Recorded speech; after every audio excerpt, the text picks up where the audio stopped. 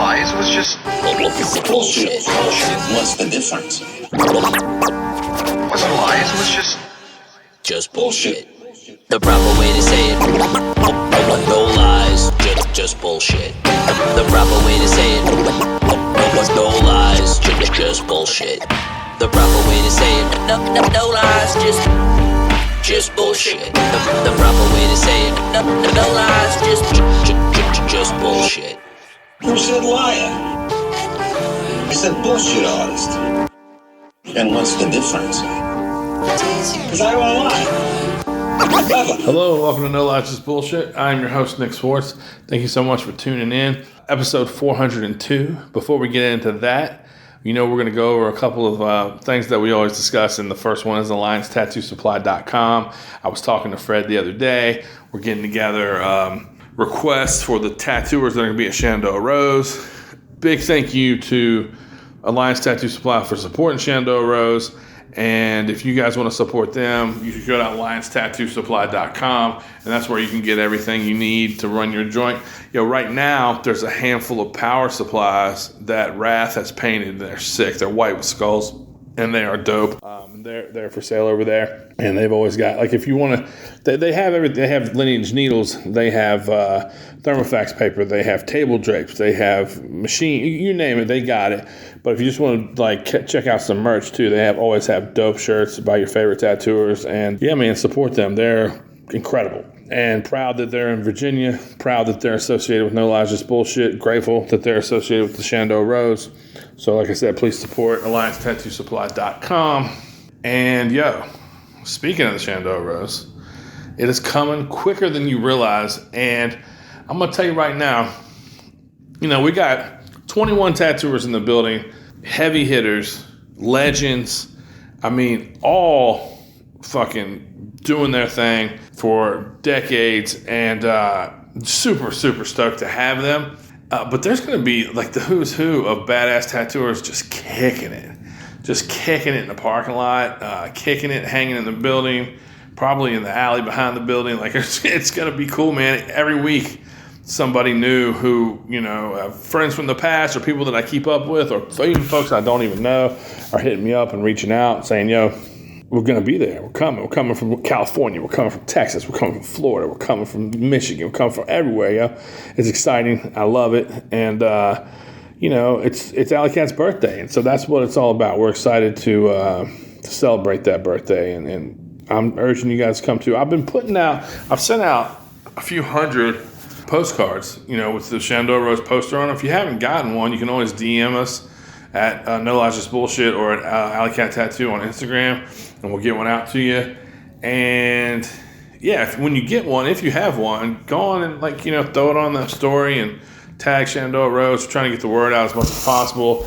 And man, it's an exciting event. Some of the tattooers are booked, and some of the tattooers are going to be open for walk-ups. And also, don't forget to go to the No Lies Just BS YouTube page, and Sarah and I just did a little Q&A video, just responding to some of the most common questions we've been getting, and so that's informative and helpful as well. There's a snippet of it on the Shenandoah Rose page, but you can also just go to the No Lies Just BS YouTube page.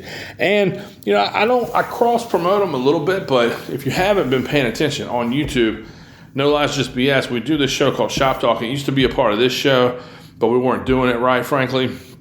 We didn't have the visuals that's required to really make it a complete segment, so we sort of revamped it, and we do it on YouTube now. Our buddy Avery over at R3 is shooting it and helping us make all the videos look good, and he's a good dude, and we're proud of it. It looks good, and we just, there's some guy commented the other day. He was like, man, there was a short video on Instagram, and he said, this is the opposite of Ink Master. This is you guys talking about great tattoos by tattooers that you like and complimenting them. And he nailed it. That's exactly what it is. And we're not critiquing, and we're not ever talking shit. We're only giving praise to great tattooers about their work. And we do it because we're excited about tattoos. That's just the bottom line. There's nothing, it's not, I'm not making a bunch of money. There's nothing except the fact that I want to give back. I see stuff we dig. They see stuff, Andrew and Porter see stuff that they dig, and so do I. And so we come together and we share those things with each other. We hype them up because they're dope. And then, that's the show, man. So if you want to stay positive, you want to be on the good side of this thing, then tune in and subscribe and all that stuff, and we appreciate the support. Now, for all the haters out there, you're just a hater. So this episode 402. So I put out a couple podcasts where in the intro I was like, I'm having trouble getting episodes, and it's very difficult being a father, having a podcast, having the other show, having 10 employees, and having a personal life and stuff. So, but it's also important that I be proactive. I can't expect all your favorite tattooers to just show up at Alley Cat. Sometimes great tattooers are here today. The energy's good. I got Timothy Hoyer here, and it's incredible. And he's going to be here for 4 days. But he can only do so many podcasts. So anyway, if it's important that I take advantage of the people that visit here when I can, but it's also important that I be proactive if I want to maintain the show. So, and I do. So I hopped in the car with my brother, went down. Well, first thing I did was I called Josh Fracker, and he has a shop in Cooksville, Tennessee, and he's a solid tattooer and such a good dude. And he's been on the show before, and he's worked at Alley Cat before, and just fucking knows what's up. And I hit him up, and I was like, "Yo, dog, I haven't been to St. Tattoo in a very long time, but do you think Doc Cooper's down to do an episode?" And he said, "I think he would be, man, but let me hit him up for you." And so he was nice enough to bridge that gap. And I've met Doc, but I don't know him that well. And so I was kind of a cold call if it would have come from me, but it came from Josh, who's a friend, and they're good buddies. And Josh works at Saint as well. And he said, "Dude, he's all on board." So we hopped in the car, drove down to Bristol, Tennessee, and saw my buddy Kirby, who has Golden Rule Tattoo down there. And then we cruised on down to Knoxville and hung out at Saint. And man, it was a lot of fun. We really burned down, and I had some Jack Daniels, and the boys burned, and we had a fun time. And when I got there was a fellow named Douglas. His Instagram was Douglas J Tattoo. I think he's there kicking it. He works there.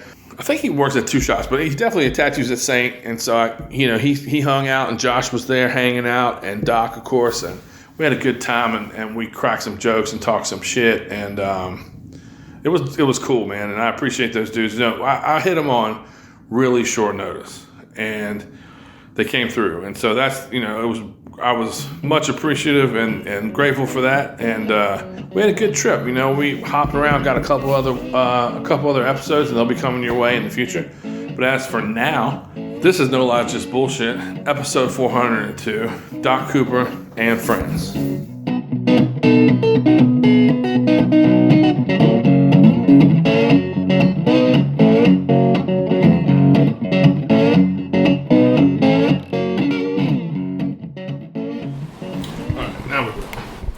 Right on.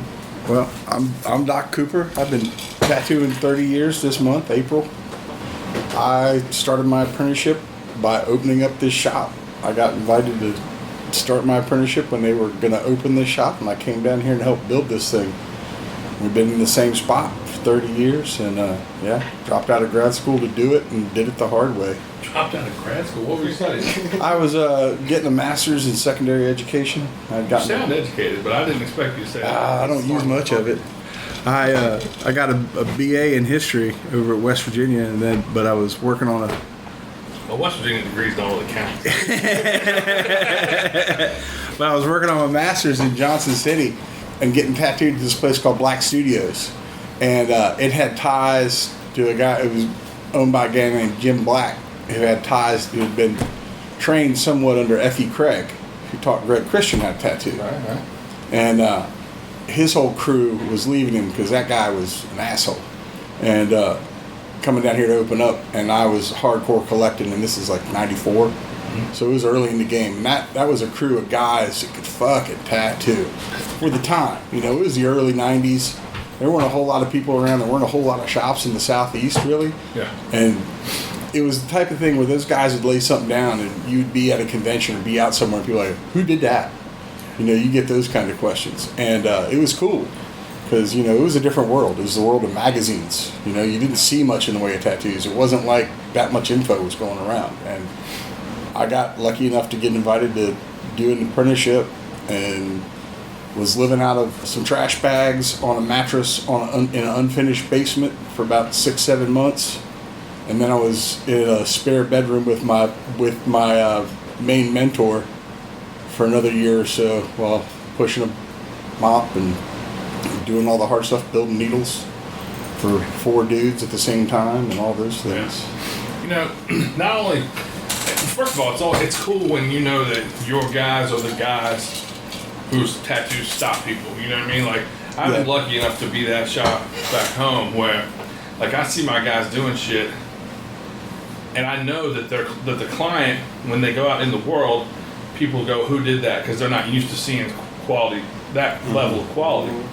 But not just that, but you're also talking about an era where people in the South, and this is not, I guess, technically not the Deep South, but it's the South, weren't heavily tattooed, weren't getting covered in tattoos. No. And so if you and 3 or 4 dudes are going down that road, you stand out every fucking where you go, especially in the South. Oh, you yeah. know, you know, you're in a bigger city, you might see it, but you're not seeing that shit in Johnson City. No. You just weren't seeing it back then. Yeah, we came to Knoxville, and you could have a tattoo. Like, I had one tattoo on my forearm, and people would cross from one side of the street to the other side of the street. Yeah. If you were in the mall, they would move to the other side of the mall in the big hallway if you had a tattoo on your forearm. Yeah. And when I got my knuckles done in like 98, if people were brave enough, they'd ask to read them. Yeah. And when I got my neck done that year, people stopped me to read my neck. Yeah. It like was that big of a deal, you know. Well, I mean, for us, when we saw that, you know, I got my first tattoo in '96, and then I started manufacturing body jewelry and learning how to do that sort of thing in '98. And that's how I ended up in the shop back in the day, just walking in here trying to sell jewelry. And if a motherfucker got their hand or their neck done, I was just like, he don't give a fuck. Yeah. This motherfucker, wow. You know what I mean? Like, it was like, there's a threshold that it took me a while to cross. I did it before some other people did it. Once I, you know, and you know what it's like to have that feeling of being all in. Yeah. It don't matter what other people say. It don't matter what your mama says or if it's going to upset your grandma. They love you, so they'll get over it. Yeah. But you want to cross the line and say, okay, on this side of the line, I can't go back to that regular life. Yep. You know, there's a few years for me where I was just like, oh, well, maybe I won't get anything on my forearm. And then I was like, getting my forearm tattoo, well, I'll probably never get my neck done. No way, you know what I mean? But you get to a point where it starts to define you and everything about you. And you're like, I don't give a fuck what it takes. I'll dig a ditch if I have to, but I'm going to be that guy. I was all in from day one. Like, I was more balls than brains. Like, as an apprentice, the guys I worked with always kind of had the mentality, like, in the day, you know, it's the 90s, you make a couple $100. They'd clock out. They'd be done. And as an apprentice, I was hungry and broke.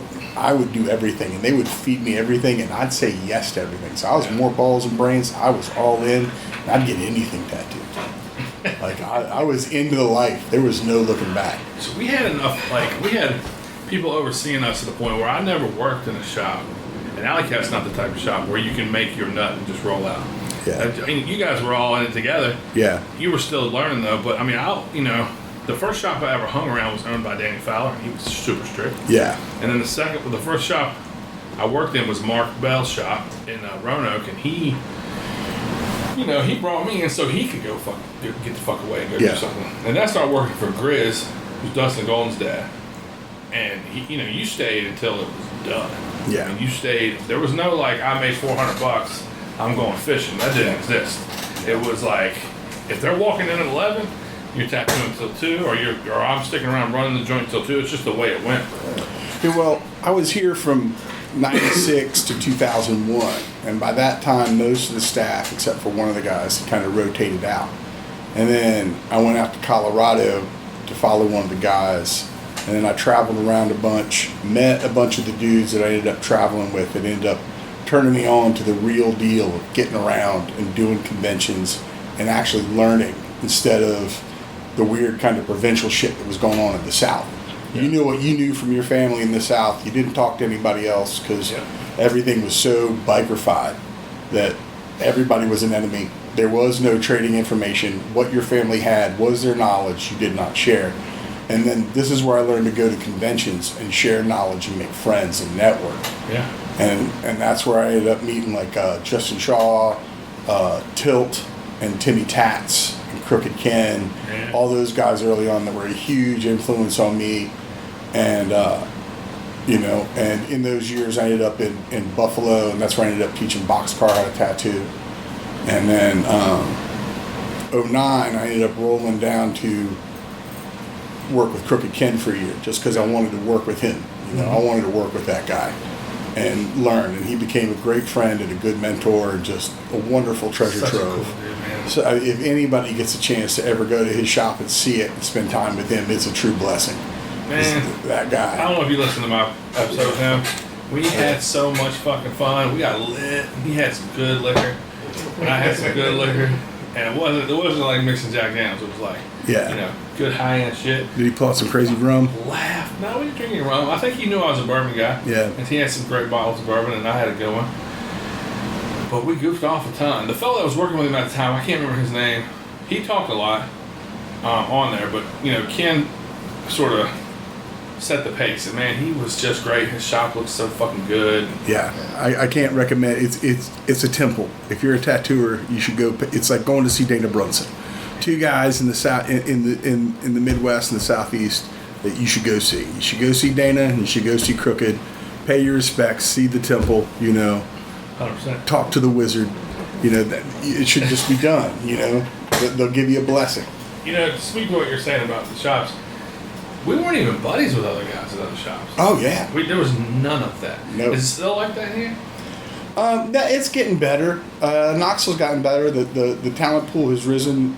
The real ones, if you will. I picked that phrase up from my buddy Bud Wizzo this weekend. Guys that get it. People that understand the history. Understand that you're standing on the shoulder of giants. No matter what your age, the real ones get it, and you can exchange some information with that. But you still have those that don't. And in our town, nobody comes and gets tattooed. Kids from Richmond come and get tattooed by my guys. Yeah. But I know for a fact that these other kids in these other shops are looking at our guys' stuff and influenced by our guys' stuff. But they don't come in. Yeah. You see some of that here. I think it's still a kind of hangover the Southeast. And sometimes I think because we are such an old shop and everybody here is, decades of experience or decade plus of experience, and I'm proud to say my guys all kick ass. Yeah. There's got to be an intimidation factor where I'm old. I've been in a million shops and seen stuff. It's like I'm not going to come to your shop because it's not a sign of disrespect. It's just there's nothing there that I haven't seen. Sure. Yeah. But you're always welcome to come here, and I'd love to show you what I got. So there's a shop my buddy Dallas owns. Dallas? Yeah. That shop is probably 30 or 40 minutes away. And Dallas and I worked together for years, and we're like-minded. But, everything that Alley Cat, we move in the direction to do things in the spirit of Ed Hardy and Mike Malone and that sort of thing. You know what I mean? Yeah. And the shops in Harrisonburg, in our town, don't move that way. Yeah. They don't. It's their job, and I don't think most of them know who those two dudes are. Yeah. Honestly. So, we don't have, just hearing the way you put that, there's definitely stuff in their shops I haven't seen. Yeah. I don't want to see it. Yeah. I'm not trying to be disrespectful with them, but it's just not, it's not this. Yeah. It doesn't have this feel. This place, it just oozes tattoo. And that is what we try to do. Yeah. And shops that aren't that way, I'm not against them, but they're just not on my radar. Yeah. You know what I'm saying? But the kids that work for Dallas, one of them came and got tattooed by a guest that we had, maybe in the last year. But I go in there sometimes, and I'm cool with those guys. I'm not saying anything against them, but I would think they would get tattooed by Andrew, at the minimum. But I'm always curious by the younger generations because a lot of them get heavily influenced by what they see online. And you'll hear about, it's like, I drove X amount of hours to go get tattooed by this guy. And I'll look at it like, yeah, that's pretty good. But then I'll think about one of my guys here or a guy that's much closer that if they did just a little bit of looking, who's 10 times better. Yeah. Or doesn't just do that one flash in the pan thing that guy does. Sure. But does a way better version. It's like you're just chasing internet kind of in your bubble without knowing about the general tattoo universe. I think to speak to that specifically, I think that there's the reason that those people are talking to those young kids is because it's the avenue they use to talk to them. Yeah. I don't know shit about Instagram. Yeah. The shit I do, I'm winging it. And Yeah. when we got this kid who started shooting video for us and doing stuff on YouTube, he gives me all the videos that I put up, and they look great. But if you look like prior to a year ago, it was a fucking, horse and pony show, man. I know what the fuck I was doing. Everything I was like, I had no idea. And I think that young people in tattooing have a direct line to young people that want to get tattooed. And so, there's a part of that that's left us out. We employ a couple young people, and I guess I count on them for some of that stuff. Yeah, it's true that, I think there is some ageism to it. There's a certain comfort with going to somebody like your regular clients, just in general. One of my guys, Brad, brought it up, Brad Loveday, that, part of it is you kind of age out of clientele. When you're a younger tattooer and you go out and you go to bars and you do that kind of stuff, you have a certain clientele, a lot of the service industry and stuff like that. And then when you're younger, you're just more approachable to someone who's younger. But as you age, your clientele usually kind of ages with you, the people that are comfortable with you and the kind of clients you work on, unless they're just straight collectors who recognize what you do and they vibe with you that way. Yeah. But your general walk-in that's coming to look for you, there's a much different bar to accessibility for them on what they're looking for in their tattooer. And there's not really any kind of way to fight it other than just, the golden rule I've always lived by is people will do way better with a nice person than an asshole. 100%. They'll come back a million times and get tattooed by a guy who's okay, who gives them a great experience, versus that guy that does the most amazing tattoo on earth that is an asshole. They'll never come back. Yeah, there's also to some people, this place is still a scary place. Yeah. So when they see a dude with a white beard and tattoos on his face, they're like, oh fuck. But when they see a kid with a fade and some dunks on, they might be like, oh, okay. Yeah, he's a little bit more approachable. Yeah. They walk in here, and you got this wizard-looking dude who, before they can even take a step forward, is like, "Hello, welcome to my shop." Like, that sounds welcoming. Yeah. One of the hello. One of the reasons I chose to work here when I moved was Cooper. Sure. The last shop I was at, I'm the token Yankee in the room, but I was there for 19 years. Yeah. Like, I left the family. I wanted to work with a family. I walked in, talked to them for 5 minutes, and texted my lady. I was like, "This is where I'm working."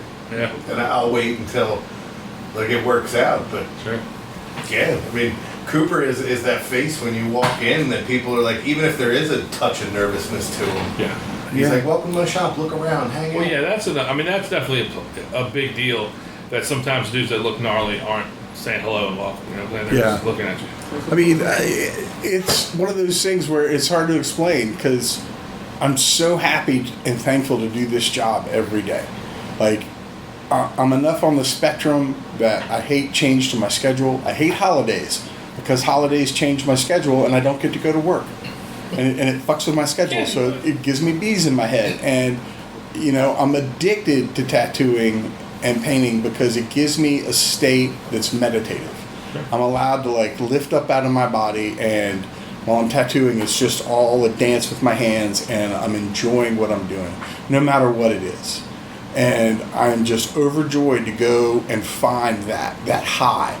So, how can I not spread that joy to my clients and to people walking in? And then you flip around that same subject matter. It's how do people walk away from this and say, I want to go do some other job?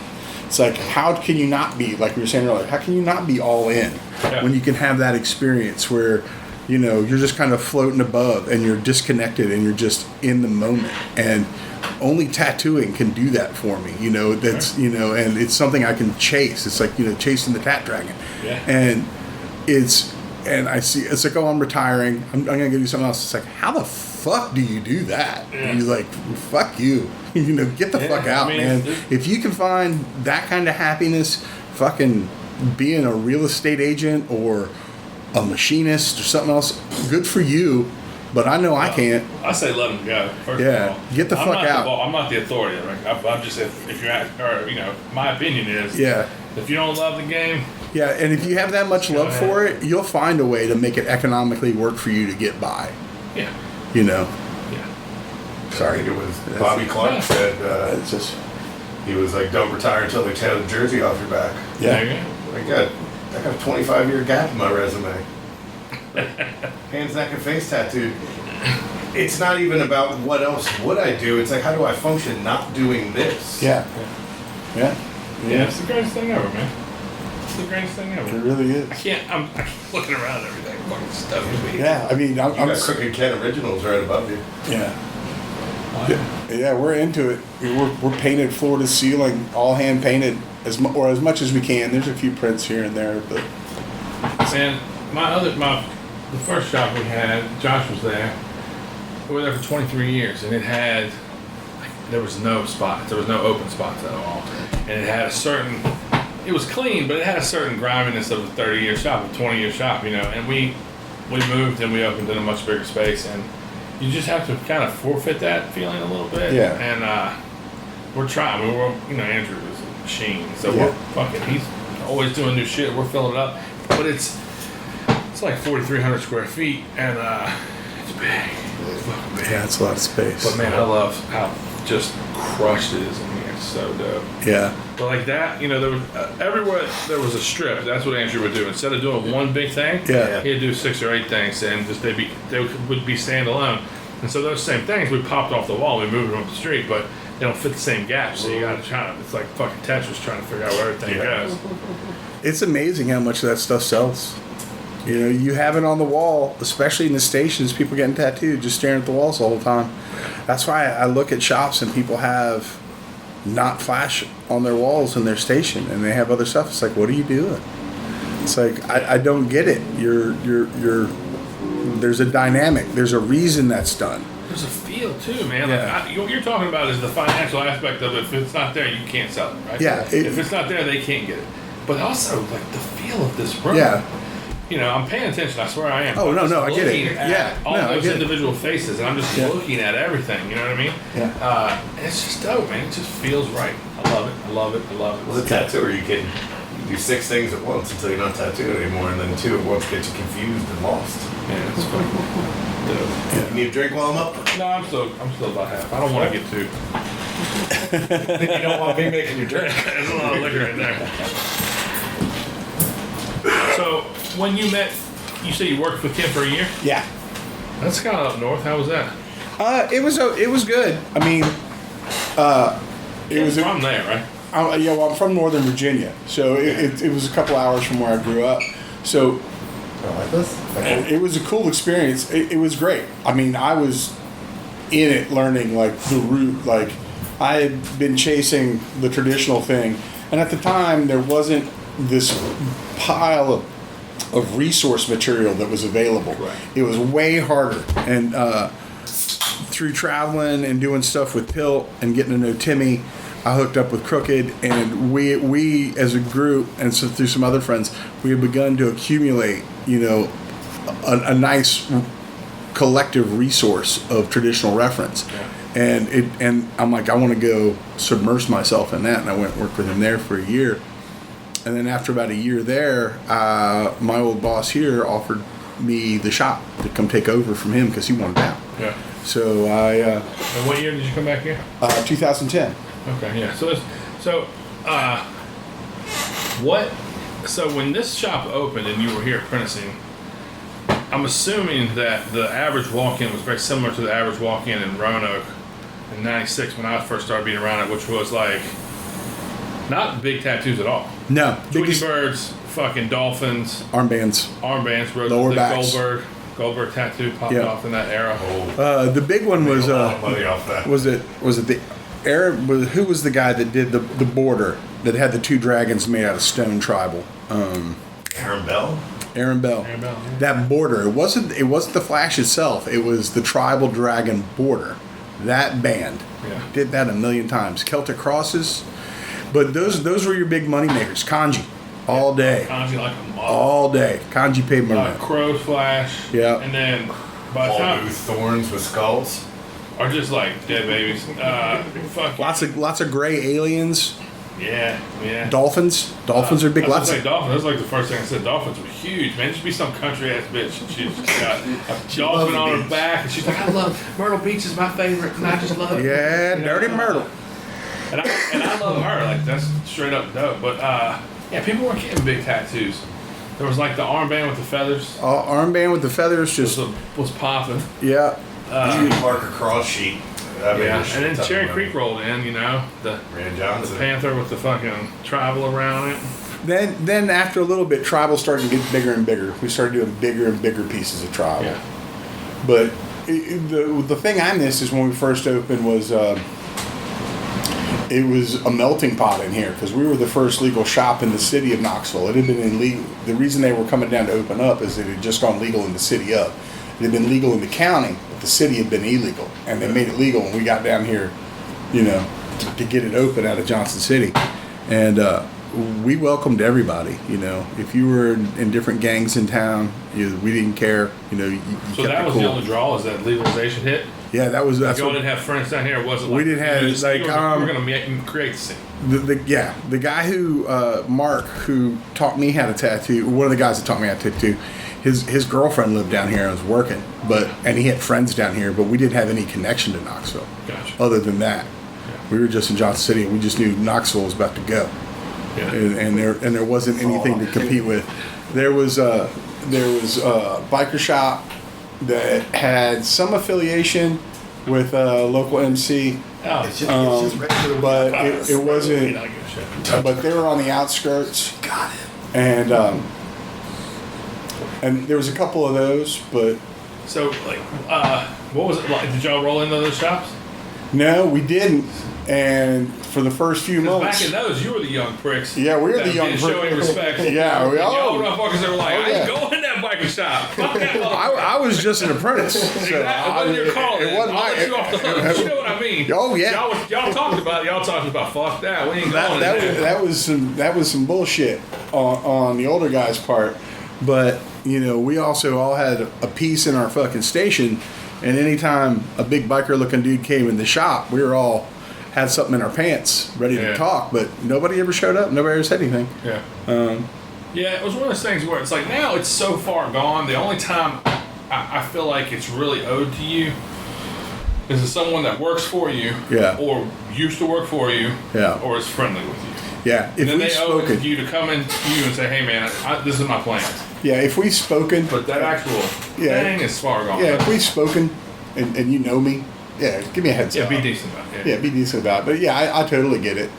But yeah, no, they didn't say anything. So we were pretty worried. Like I was worried, and some of the other younger guys were worried. But no, nothing came of it. Plus, that's also a time in your life where your imagination run wild. Yeah, we heard about a lot of those stories. Those stories were very real. Like Billy Jack, who used to be up in Bristol, Virginia. Billy Jack, you know Billy Jack. He passed. I hope he didn't, but somebody heard. Okay. Yeah. Billy Jack is no longer among the living. He did some crazy shit. He was a gnarly dude. Yeah. You know Billy Jack? Did you know? Yeah. I know Billy Jack, but I'm not sure we're talking about the same Billy Jack. Somebody, one of the guys that were knew. He had a Hillbilly Jim vibe. Remember Hillbilly Jim, the wrestler? Yeah. Billy Jack had the same. It was like bib overalls, no shirt in the shop. He had a big ass Spider-Man tattoo on his arm. Yeah. He was a big motherfucker. Dude was opening up there. I don't want that back. I'm gonna wait till it happens. I'm trying to talk, y'all. Dude was opening up there in the late '90s, and got all his shit delivered to his shop. And supposedly Billy Jack and his crew broke in and stole all that shit, like before it got unboxed out the shop. Guy ordered all the shit again. They did it again. they would break out windows, set shit on fire. He was old school biker about shit. Hey, man, he treated us so well. We sold him jewelry, but I will tell you one of the gnarliest things. At the age I wasn't even old enough to drink, and we were in there talking in the lobby, and he bought some jewelry from us, and there was a couple people lingering around, and this girl came in and she said, "Hey man, hey there, I'd like to get my belly button pierced." And he went, "You 18?" And she went, "Yeah." And he went, "You got your ID on you?" She went, "No." He went, "Well, you got tits, don't you? Let's see them." And she fucking showed her tits right there. And he was like, "All right, boys, I got work to do." And he just fucking sent us the fuck out of there and took her in the back. But yeah, that was her ID. But he was really good to us. I can't say, but I heard a lot of gnarly stories. He's friends with my buddy Mike in Kingsport. Yeah, he was. Bristol was his town. Yeah. You didn't fuck around and step on his territory. Yeah. I remember hearing a story about F.E. tattooing when he was in Elizabethton, and he tattooed 2 girls who were supposed to be 14, 15, like Tweety birds on their shoulder or their hip. I can't remember that part of the story, but he did the tattoos, and they went home, and then he gets a call from an angry mom, and she's like, "Did you tattoo, Tweety birds on my 14-year-old daughters?" He's like, "How do they look? They look good. What's the problem?" And then just hangs up. Yeah. Yep. This dude who's a sign painter in Richmond, his name's Dalton, he did the big Lehigh mural on the side of my building, and he did our doors. They're all fucking amazing. He's a great guy. And the other day, he sent me a picture of a Tweety bird on a chick's ankle, and he said, "This chick's hanging out on my parents' deck, and she said she got this tattoo from Porter in 2003. And it looked just fucking tense. It looked great. Yellow all day. It wasn't star bright. A little bit of run on the lines, a little bit, but overall, it's like it should look for being 22 years old. Yeah. Looks like a perfect 22-year-old. Fucking great. Yeah, dude. Love that shit. Let me hit that motherfucker again. I just had to see how the first 2 hits settled, Yeah, right on. I think when we did your podcast, we smoked like a motherfucker. Yeah. I was on home court, though. It was a little different. Yeah. I knew what all the shit on the walls looked like. Very high. And Yeah. Anxiety ridden, I remember. Yeah, I just came here to work, and you're like, "You want to do a podcast right here?" And I was like, "No, but I guess, yeah." The surprise podcast is the best podcast. It was fun, though. And I'm glad you said that. Thank you again, fellas. I know I you're sprung this on y'all big time. No, not at all. Nope. I found out at, 5 o'clock today? Yeah. Yeah, so the Shenandoah Rose is August 7th, 8th, and 9th. And that's a little anniversary party for my shop. And, I should have got a postcard, or we'll be getting a postcard. And so I'm trying to get enough podcasts to carry me to the end of August, so I don't have to try to squeeze shit in, get it done around that time, because I want to be consistent. I got 400 of these fucking things, and I want to keep it. I want to do 5. You know what I'm saying? I get it. It's been tremendous for me, and the life of the shop, and the podcast and the shop kind of row the boat together, and they push one another, and it helps. And the result of the podcast being popular is I've had the greatest fucking guests. I mean, that's how we know when we found out about the podcast. So. But anyway, yeah, old Billy Jack, man, he was something. Big hoss of a dude. Yeah, looked like a young Hillbilly Jim. Yeah. Another dude, some old fella just passed away in Bristol, and my buddy Kirby is there. Yeah. He told my brother the story, and then my brother forgot the dude's name, and I forgot to ask today, but I know Kirby. I was when you brought up Bristol, I was gonna ask if he was still around there. Yep, Golden. I went on a camping tattooer trip in like the Kentucky mountains with him years ago, and him and a bunch of other guys. Retreat, so to speak. Retreat. Yeah, it was wild. Yeah. It was wild. He's a good dude. He was a pro skater. That's what. Yeah. That's what, they introduced us to him, and I was like, oh shit! I remember seeing him in skate videos and shit. Yeah. He's a super cool dude. He's a great guy. Yeah. His shop today, we went there today, it looked great. But anyway, he bought the entire collection from somebody recently. And they said it was an old timer from that area, but I forgot the name, or I hadn't got the name yet. But I think Billy Jack's been gone a couple of years. Yeah, he's been gone for a minute. Yeah. Yeah, he's been gone for a while. I think there was a lady that had a shop in that town too. There was a shop there, we rode by a shop there today called Tattoos by Cooper. Oh. And I was like, oh, they're trying to capitalize off your name. Yeah, right. But it's really probably some kid whose mama got tattooed by you and fucking named the baby after you. She was so smitten. But he just don't know that because he's a young kid. He don't know that. We'll open up on the left to be tattoos by Michael. Open up on the right, tattoos by Scotty. So how much has Knoxville changed tattoo wise? Just since 2010 when you got back. Ton of shops or none? Oh, there's a ton of shops now. We got a lot of the shops doing the. I'm not trying to get you to talk shit. Oh no, we got a lot of the studios that are opening up and closing.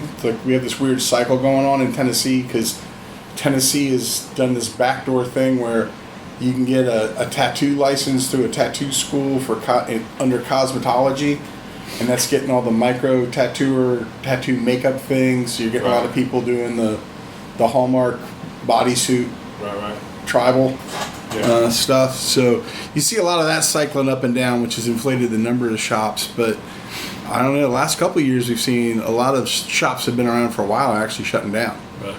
But other than seeing just an explosion of tattooing, especially post-COVID, you know. I mean, I don't like to talk too much about the state as far as like how busy or slow it is. Like it's always been, as long as I've been in the business, it's always just kind of up and down, but fluctuate. It's never been extremes to either end. Yeah. But it, there's been busier times, of course, but it's just always just kind of up and down, and you sort of learn to live accordingly and sort of it makes it an adult out of it. Yeah, it's a lot like 09. It's just instead of how 09 was real short and intense, this has been long and drawn out.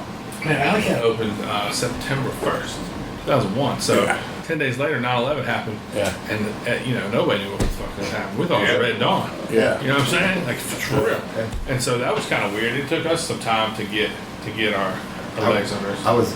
When 9/11 happened, I was 16 bagging groceries at a grocery store, and I remember like we did like the whole full service where you take it out to the old lady's car. I remember old ladies being like, "It's the end of the world!" Like, you're like I was a hero for taking her groceries out, putting my life on the line. I was tattooing up in Breckenridge, Colorado, or Frisco, Colorado.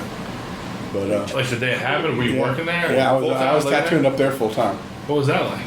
It was a weird town, man. It's a ski town. Yeah. 10,000 feet. About an hour west of Denver. I'm already lightheaded. It was a cool experience, but it's not meant for a long time. It's meant for a short time. It's super intense living up there. Yeah, but Nick, how old are you? I'm 47. All right. I just found out. How old did you think it was? Older than me. Really? You're more mature though. You think? How old are you, boys? I'm 40. Yeah. Yeah, I'm 54. Tattooing, I'm like, yeah, fuck them guys. But I still think I'm one of them. Did you remember How long have you been tattooing? 24 years. You're not one. Just the amount of experiences that you get and being in a tattoo shop for that long. Oh, of course. Separates you. You know what I'm saying? When I think about young tattooers, I'm thinking about people, for lack of a better way to put it, who don't really have mentors, who see an opportunity in front of them to purchase a tattoo kit that's super simple and super available and cheap, and then they start doing it and they figure out, I can run a clean line, and this chick just wants a basket that's this big, and then that chick next month wants a fucking little stone bridge, and then next thing you know, like you said, they got a whole sleeve of very small line work tattoos. Yeah. That when I'm thinking of young, I'm not thinking of people that again are in the vein of the way the shop looks and feels. Yeah. And again, I'm not against those other things or those ideas, but I don't think it'll last, really. No, I think it's going to, instead of being a set image, because for years it was always a trending image, like the feather turning into birds, the dandelion turning into shit, the infinity name. The little flowers tied together. Yeah, you see it get it on the young girls, then you see it on the middle-aged ladies, then you finally see it on their moms. You see the aging curve. I think you're going to see the exact same thing. Instead of it being a set image, it's a set style. And it's not necessarily a style, it's just a technique that one specific set have attached themselves to that, any tattooer can do this technique.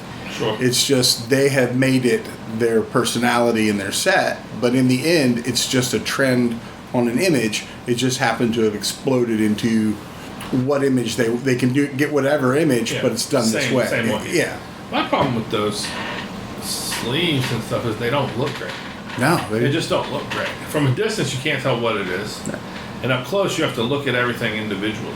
It's counterintuitive. It's not what a tattoo is supposed to be. You're supposed to be able to look at it, see it, and know what it is. And whenever I'm explaining a tattoo to especially a young lady, it's like, hey, you always want to get it a little bit bigger, because the person you don't want in your space is the one that's going to get in your space to look at this fucking tattoo.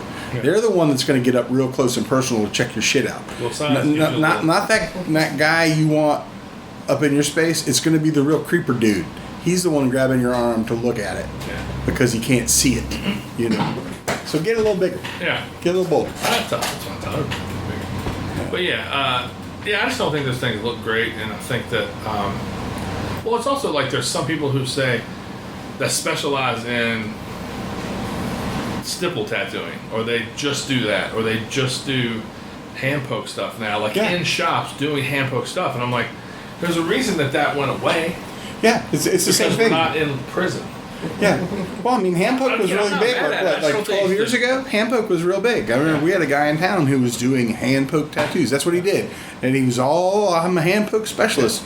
I haven't heard about that. Like, I just thought about it the other day. I was like, I wonder if he's still doing that. I haven't even heard about it. Yeah, who knows? You know, I haven't heard anybody doing People it. were making like machines that were just for the coilless coils. Yeah, the coilless.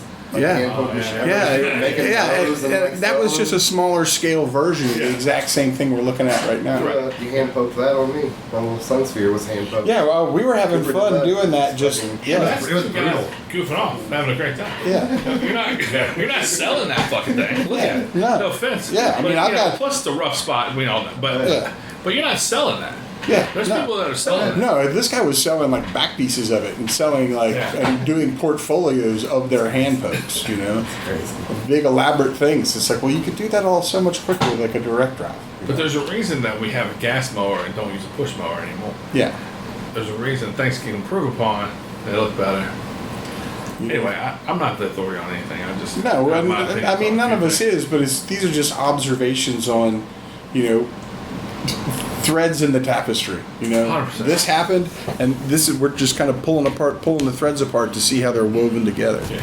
You know, same as like that '90s era, like you said, lots of aliens and stuff. Lots of aliens, you know, and you know, my generation of tattooers, we all thought we knew better than the old timers, and we're gonna put giant fucking outlines on things and then fill them in like tribal, because there's so much graffiti coming in with us, art school graffiti kids. So everything has this ridiculous huge tribal on it, and everything, you know, all the kois look like a fucking dick, you know, a big floppy dildo with scales, and just they all have, and you know, you want traditional, so yeah, I'm gonna do some crappy fucking Dyson flames on you, and like everything had this fucking very generic bad look to it because we wouldn't listen to the old timers. The old timers were trying to tell us the whole time. It happens every generation. Look at the people, it works just perfect. You know, the same way where everybody's like, oh, all the old timers, all they do is complain and they're gatekeepers. It's like you're just showing your age, because it's all tattooers have always done. They do this every 5 to 10 years. The next generation comes in doing something new that the old timers don't like, and the old timers bitch about it and call you dumbasses. It's what happens. There's also another cycle that we are all aware of. Yeah. And it's the one where we go, or I say at least, I am a gatekeeper. I am going to decide who I'm going to share the thing that I spent my whole fucking life, you know, working to, you know, have Alley Cat be the best it can be. I spent all my energy and all my effort into doing that for a lot of years. And you're mad because I'm not saying, yes, we'll give you an apprenticeship. No problem. Well, because you walked in and asked. Yeah. You know? Not because you have a suit from us. Not because, you know, you show me an amazing portfolio. But you just walk in and say, y'all do apprenticeships? And I go, no. And they go, psh. You have to build a relationship first. That's what I tell them all. I said, life's about relationships. I'm in this room right now because I have a relationship with Josh. Yeah. And, you know, here we are. Yeah. Well, yeah, I'm going to invest time in you. My life is about, Oh, no. Everything in my life is about that relationship. Yeah. I'm going to invest time in you. Time is the only thing I can't get back. I can get more money. I can get more possessions. I can replace everything. I can't replace time. I'm going to invest that in you. I'm going to get to know you. I'm going to know everything about your life. Yeah. Teaching you to do this, and then and you're going to do things and learn and do all these things, and I have to know something about you before I even consider the question. Like coming in and just saying I want to, sending me messages on Instagram and asking me. I never even read any of this. Yeah, well, I mean, I read it. I'm just like, I'm not answering this. You know, you can't respond to that shit. But the cycle I was gonna say is they ask us and we say no, and they get $100 kit on Amazon and they start tattooing their homies, and if they sneak through the cracks. But when we were, running, when my buddies first got a shop and I went and worked with them, Mark Bell, he was playing fucking Bad Religion and Sick of It All, and like the shit that you could not play in the fucking biker shop, and they would fucking kill you.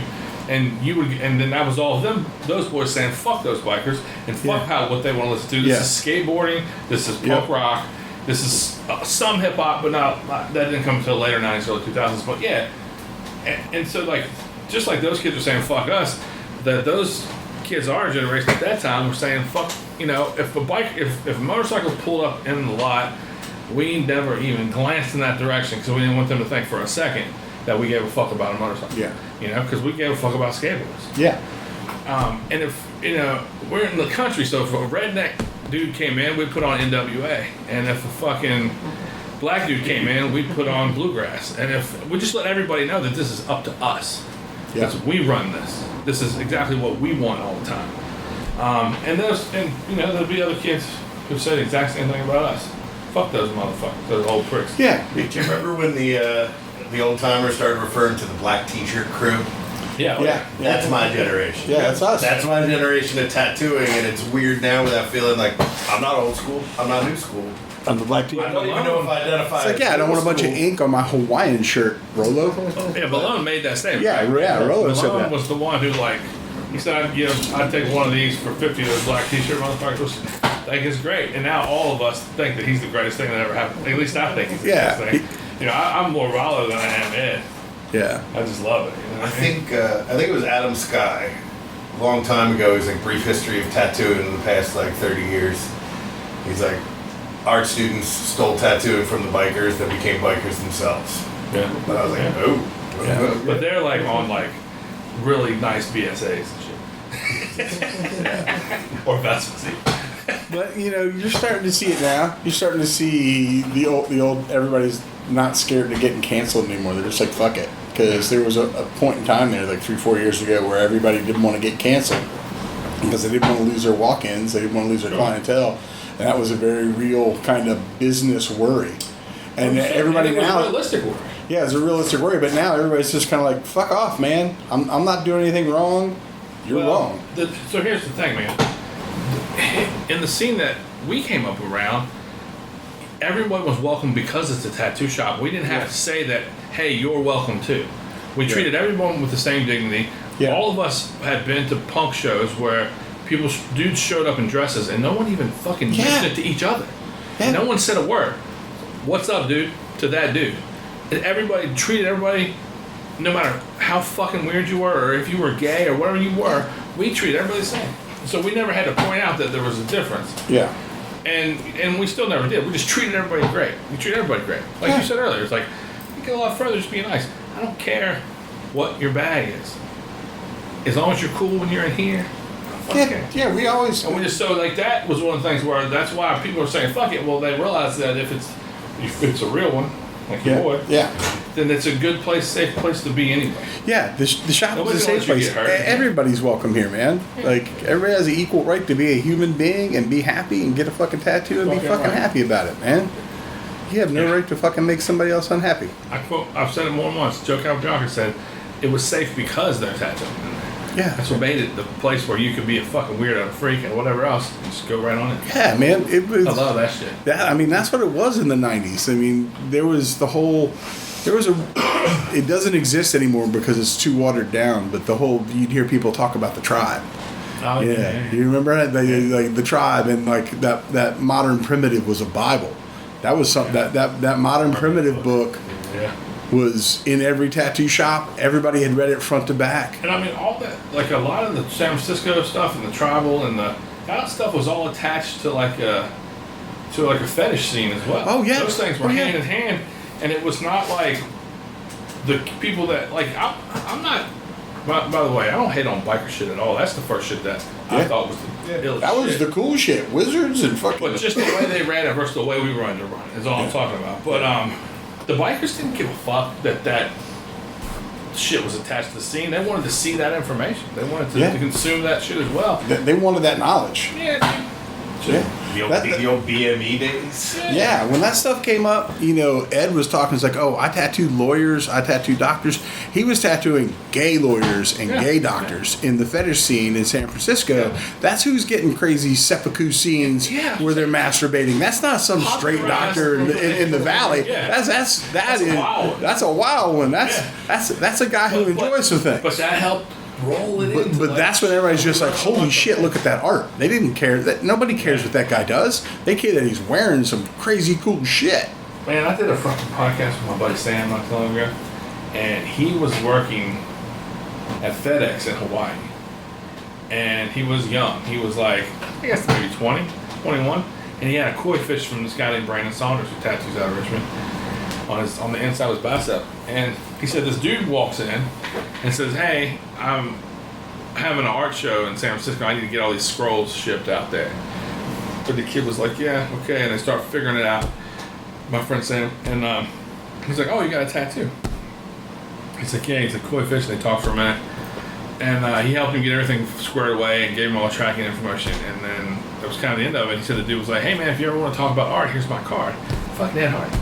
Oh, shit. He wrote his name in pencil on the fucking card. Yeah. And then that dude, Sam, gifted it to me when we recorded like 6 weeks ago. That's super cool, man. Super fucking cool, man. But at the time, he didn't know who Ed was.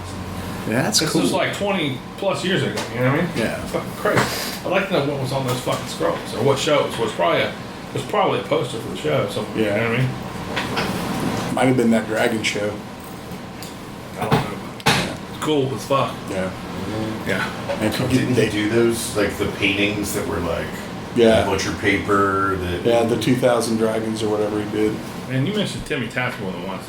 Yeah. His podcast was so much fun. I like that dude. Oh, Timmy is so much fun. He's like a quirky kind of guy. I love him. Oh, man. I've had so much fun traveling and doing stuff with Timmy. And he might have the best shop name, too, by the way. Yeah. King Cobra. King Cobra? Come on, man. That's him and Lowercase. Was Lowercase with him? Nah, it was just him. Man. He was doing me a favor and came out to record with me in Philadelphia. Like, he was throwing me a bone. And it was, like I said, I've done 400 of these. Relies on a lot of favors, like you guys doing, giving me your time right now. But man, he was great. He just he was a little salty, a little pissy with some people, and I loved it. Yeah. And he just knows what's up. His shop has the look. He has the look as a dude. That's just who he is. And, anyway, but no, I didn't have him as his brother. Yeah. Brother looks like one of the Beastie Boys. They're both straight. They're both straight out of 1958. Man. You need to get them together. Get them together. Oh, I loved it. You need to ask them about the. They get along. It's fun. Oh yeah. You need to ask them They're about like a comedy group. All right, fellas, I'm talking to y'all right now. I know y'all gonna listen to this episode. You're gonna need to ask them about the European music tour they did as Chet Tendon and Hank Stirrup. They have like rap alter egos. They have Lowercase J's got a rap alter ego too. I mean, Lowercase J sounds like it's rap. Yeah. He's good too. He's good. I think it's Dude, it's it's a rap name. Yeah. I had no idea. Yeah. He's good. He's good. I love the meeting. Yeah. I got to sit next to Timmy at the fucking Knoxville convention. Yeah. That was my first time I met him. In between, like, him just tearing into the burlesque dancers, but in a very polite and hilarious manner. Yeah. So somehow he ended up with a ventriloquist dummy. Like, it didn't even matter if we were tattooed or not. Like, I was having a fucking blast. And the thing is, like, he didn't care who was around and paying attention.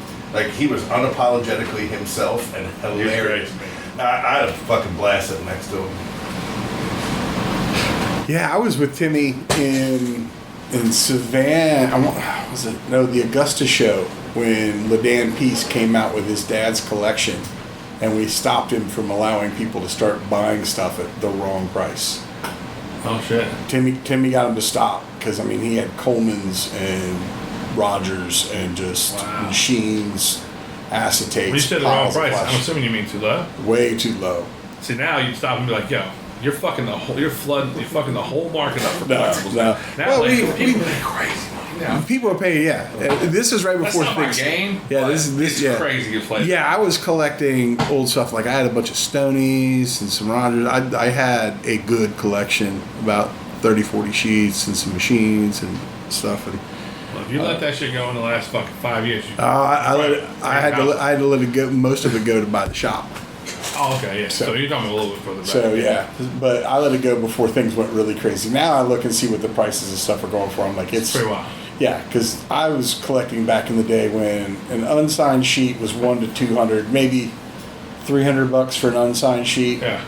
You know, a Stoney's $5 to $8, and then like Jerry Paul, any of those guys $1 to $3. A Coleman, like one of the big time guys, you're looking $3 to $5. Yeah. But now the prices people are talking for But just yeah, like anything, Paul's $5,000. Starts at $5,000. yeah. Pretty much. And I mean, you see acetates now. You know, the pork chop size acetates selling for $150. I'm like, we used to get those for $10. Yeah, it is what it is. There's a lot of fucking tattoo pricks out there with some money in their pocket. It's like, what do you think? Yeah, Was it man. Kate that was going shop to shop selling those acetates for a while? I don't know. Never Who? Hillebrand. No, it was Leroy Manu's son. There was Oh, Kate was, Yeah. but Kate's were all fake.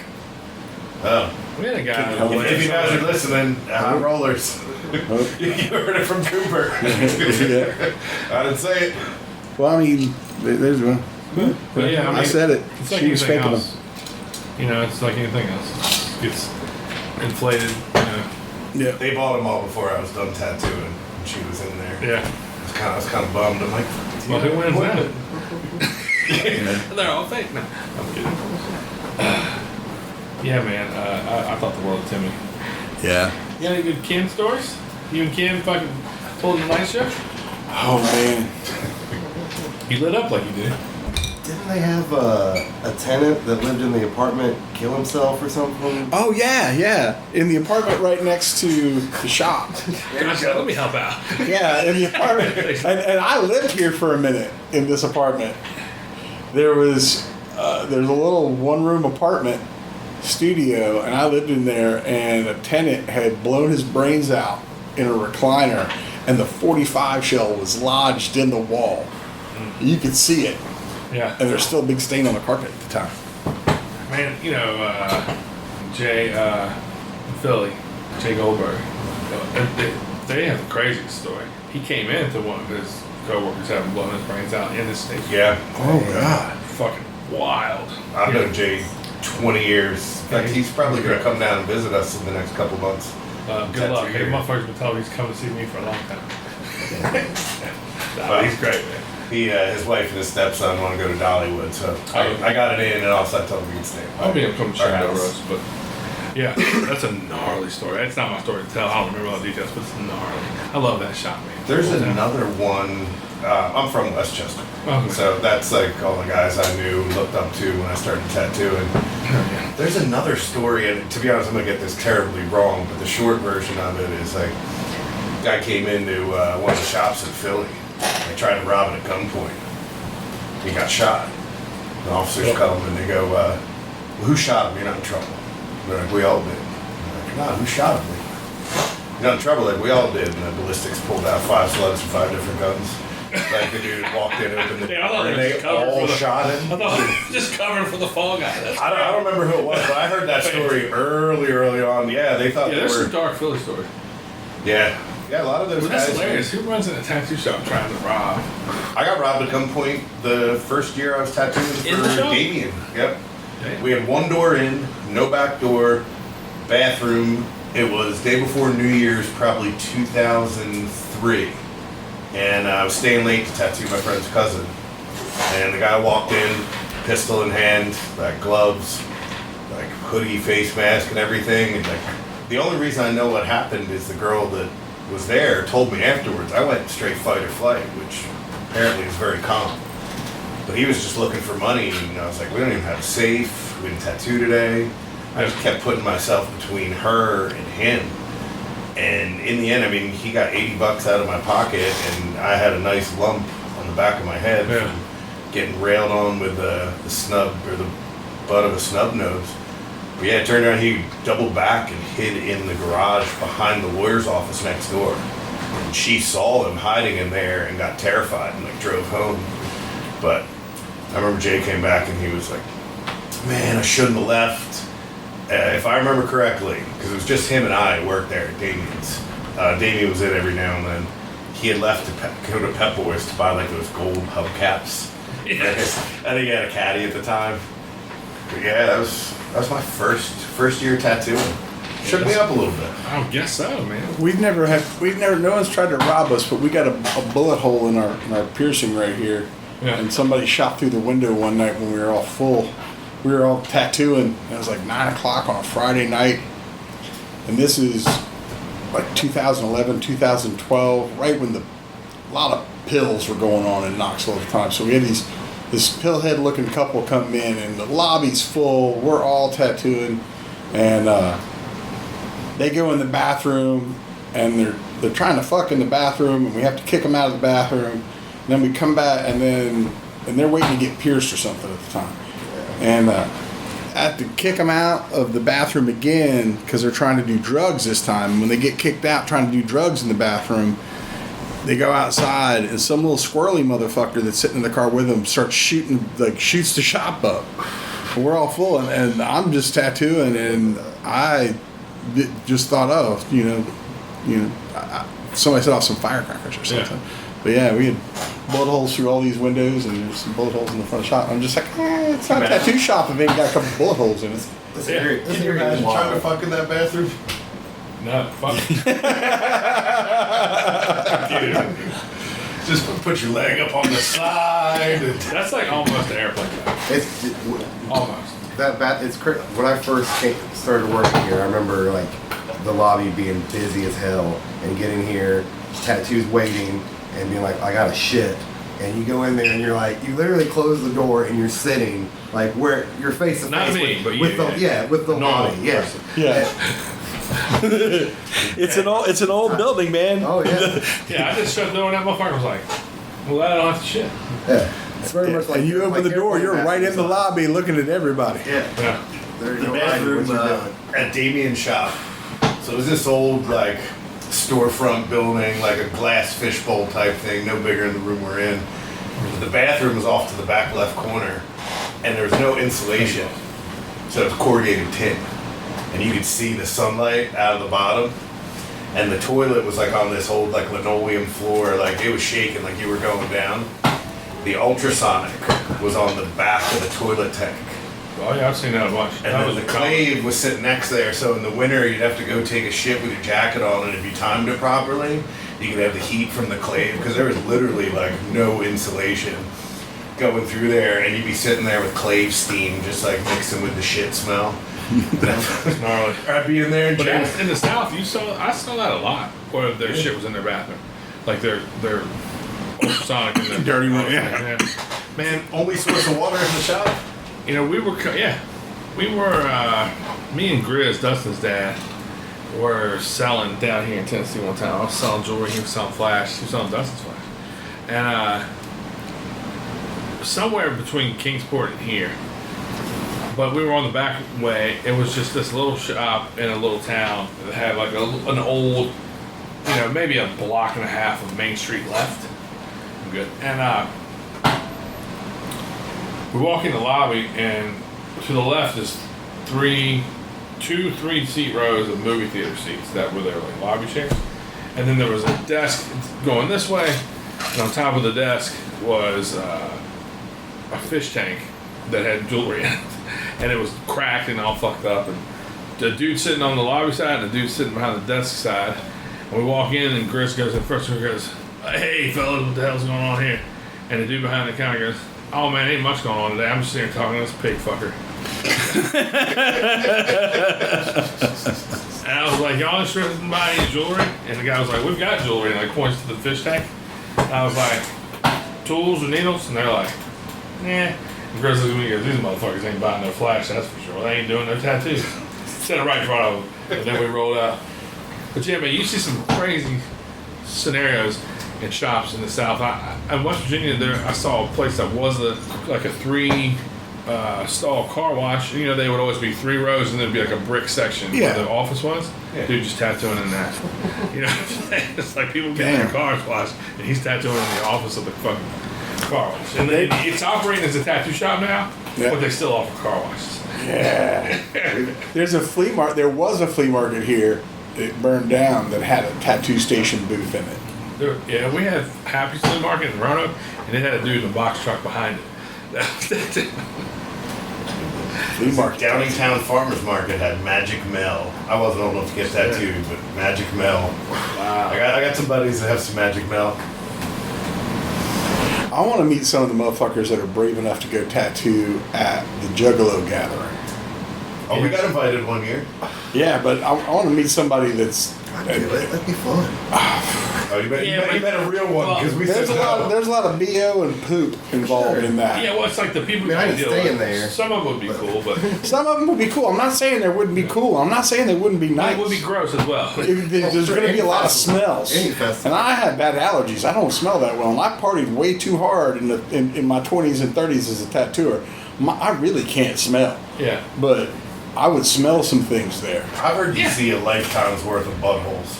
That's the thing. Yeah, yeah. I don't know anybody that's been like, I wish I saw more buttholes. Like, I wish I saw The less. Hill of 11 fingerprint there. The balloon knot.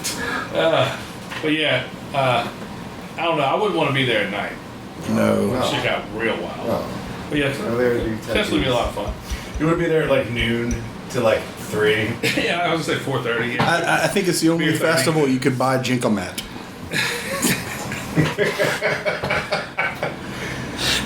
Yeah. The gathering. That wasn't on my bingo card tonight. I feel like I saw a video one time, like the Miss Juggalette competition. Yeah. And I went sterile. I was very, very terrified. I don't ever seen that, but I don't want to. No. I got your Instagram now. I know where to find you. Stay away. Oh, that's right. You don't answer your messages. I'll torture your feed. No, please don't. I'll just change my shit. Hot dogs. Yeah, man, I don't. Nah, that ain't for me. Gross. I get grossed out easy. I don't want to part of that. Frack around things in your shop. Go good. Yeah, damn busy. Well, same busy. Yeah. Somebody drive in your shop or something crazy happened, didn't it? Yeah. Had a lady last year. She was high on methadone and benzos. She Tasty gosh. this is a good one. At 4 in the morning, I got a call that obviously something had happened to our building. Cops were there. I needed to come up, so I go up there. I get up there like 4:20 something. Like I'm quick.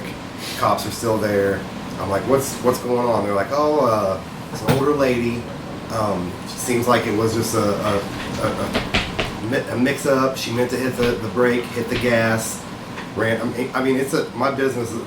My shop's at like a 3-way stop. My shop's right there. There's no way, like no way.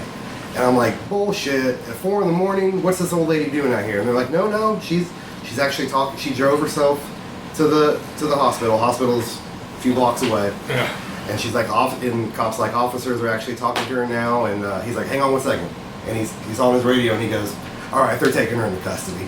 And I was like, yeah, for sure. And I was like, so what was? He was like, they talked to her for a few minutes. She was like, she didn't smell like alcohol or anything. Yeah. But obviously, after talking to her, they realized she was heavily intoxicated. What she, old ladies out at 4 in the morning? Dude, the ones that are doing benzos and fucking. What's old lady though? How old? She was 40. in her I want to say like early 60s. It's old lady. Old lady. It's old. Yeah. But so what happened? She drove into the building. She backed up, and then you could follow her like her trail from there to the hospital. She drove herself there and was like, "Hey, I just had sex." Did she hit other shit? No, she did, but she hit. Luckily, if she would have been a few inches to the right, she would have went straight through the glass into the shop. But she hit the corner of these two buildings pretty much. Backed out, drove herself around, and then tried to play it off cool. And they caught her. But it didn't like destroy your front. Right? It destroyed the window. We had to replace the window and then replace the signage and all that. I'm not trying to because that alone. Like first of all, you know what's in there when you. Oh yeah. You come there and you're like, all my shit's shit. Yeah. Like, luckily, she didn't go through. Didn't really harm. The only thing the biggest damage was the window and then the signage on the window because everything is hand painted and all that shit. Yeah. But luckily, we have insurance and sure. Worked out. You know what you're doing over there. It's a pain, but. And then somebody decided they didn't like your window again. Yeah. Then we had somebody throw a rock through our window. Like that happened like 7 or so months later. Damn. Yeah. just crazy people. We had We've someone throw a flywheel from a car through our front door. We have crazy, Cookeville is a smaller town. I'm like an hour and a half, 2 hours from here, but it's a college town. Yeah. But we've all of a sudden lately, just crazy people. I mean, there was a guy, because I'm like in the artsy bar close to the college district area, and there was a guy that was just walking around with a fucking machete. He walked into a restaurant, people were waiting to get in the table, and he wasn't threatening anyone, but he was like, yeah, I'm just waiting to get a table. And they're like, you can't, they're like, you gotta go. They're just all of a sudden crazy people. That's what we call wacko. Yeah. Well, it'll get better. I'd assume that Josh had pissed off the Fine Line Mafia. That's what I had assumed. The note was "Get out," but it was written in single needle. We had a. Oh, you talking about Ernest T. Bass, wrapping it around the rock kind of thing? No, there was no note. I wish there was. It was just a solid block of concrete. I like Ernest T. Bass. We had we have an influx of like we were talking about, the people that the fine line specialist stuff. And there's a salon that opened a few years ago around the corner from my shop, and at first it was just a salon, but then in the past couple years Tennessee changed some laws, basically because they didn't know how to regulate the cosmetology industry with what's it called, the eyebrows and permanent cosmetics and stuff. So rather than be like, hey, we need to have a separate health department, we need to have these different rules and regulations for this completely different industry, they're like, oh, it's somewhat like tattooing, so we're just going to lump it into tattooing.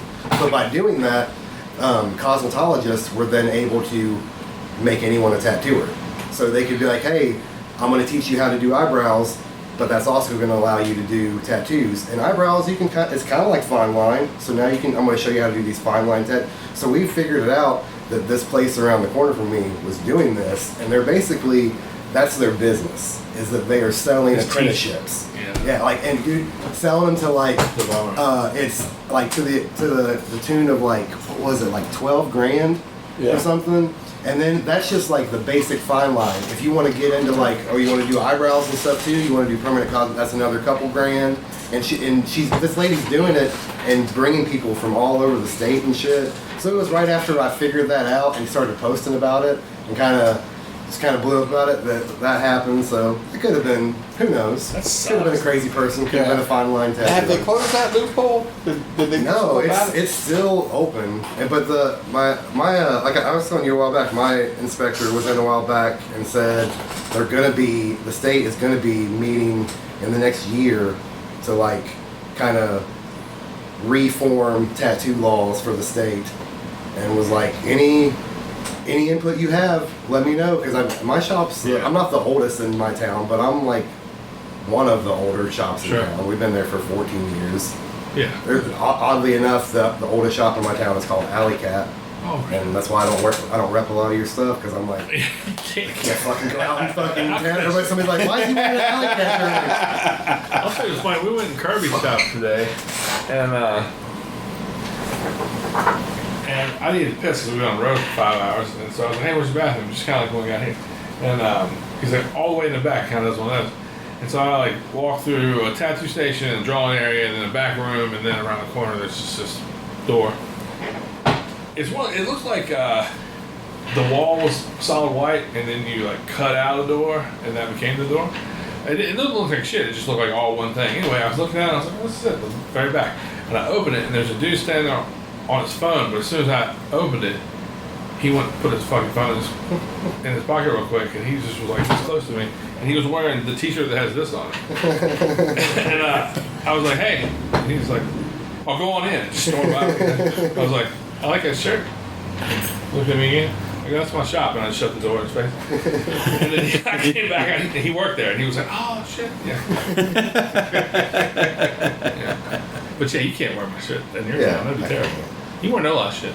Yeah, oh yeah, I have some of that. But even the stickers, I'll put stuff on it every now and then, but I'm like, I get it.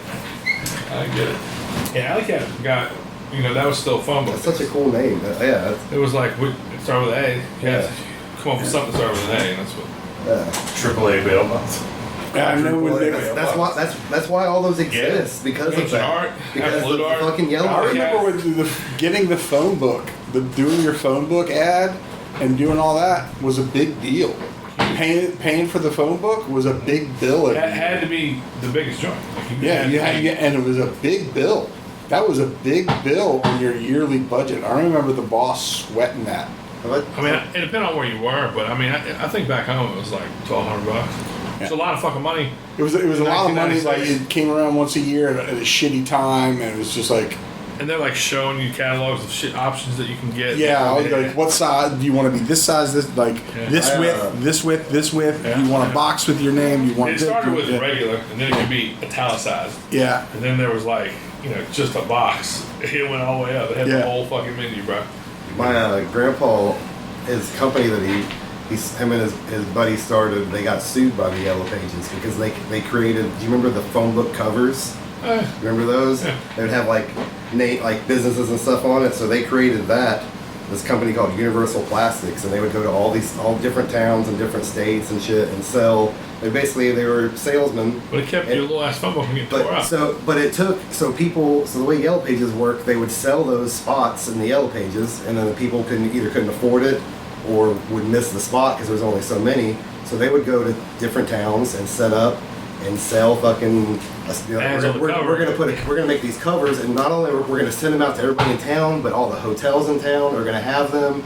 Blah blah blah. We're gonna mass mail them. Yeah. So they did this for years, and the Yellow Pages ended up suing them, taking them to court, and you're like, you're fucking up our game. And the court ended up ruling that once you have your own phone book, it's your business, whatever you want to do with it. And they ran that same market. That's when they ended up doing like menu ads and like mugs, like coffee mugs in restaurants, like just But you made me different think. towns selling ads. I remember going in many hotel rooms and immediately getting the phone book.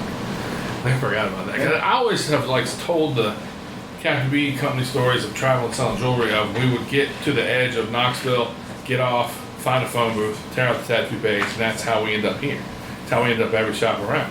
And that's what we did. But I had not thought about what you said about, you get there and you're like, let's look up and see if there's a Hooters in town or a bar or a taxi. Like, there'll be a phone book in every fucking room. yep. I looked in those phone books a lot. Escorts, shit like that. Let me freshen up here a little bit, fellas. Y'all keep talking. I'm just gonna burn one while you're. I got That's fine. Let me pause this one. Okay. Because you mentioned earlier about learning how to get outside of your own shop a little bit and move around. Yeah. When was the first convention you worked? Do you recall? Yeah, it was the very first Fresno convention, Okay.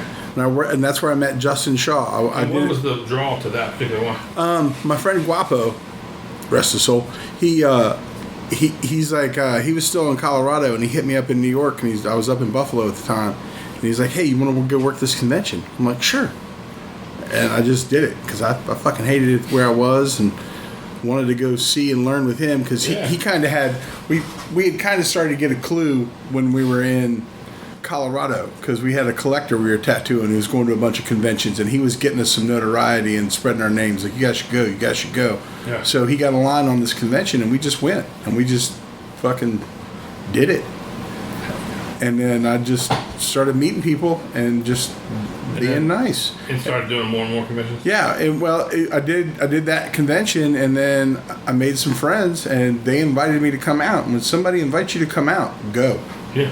Especially when you're first starting that journey, if somebody invites you to come to their shop, go to their shop. Yeah, 1000%. That is the biggest thing you have to follow up on those, because that was the biggest good thing I did in that early part of it, because that's how you cement those connections.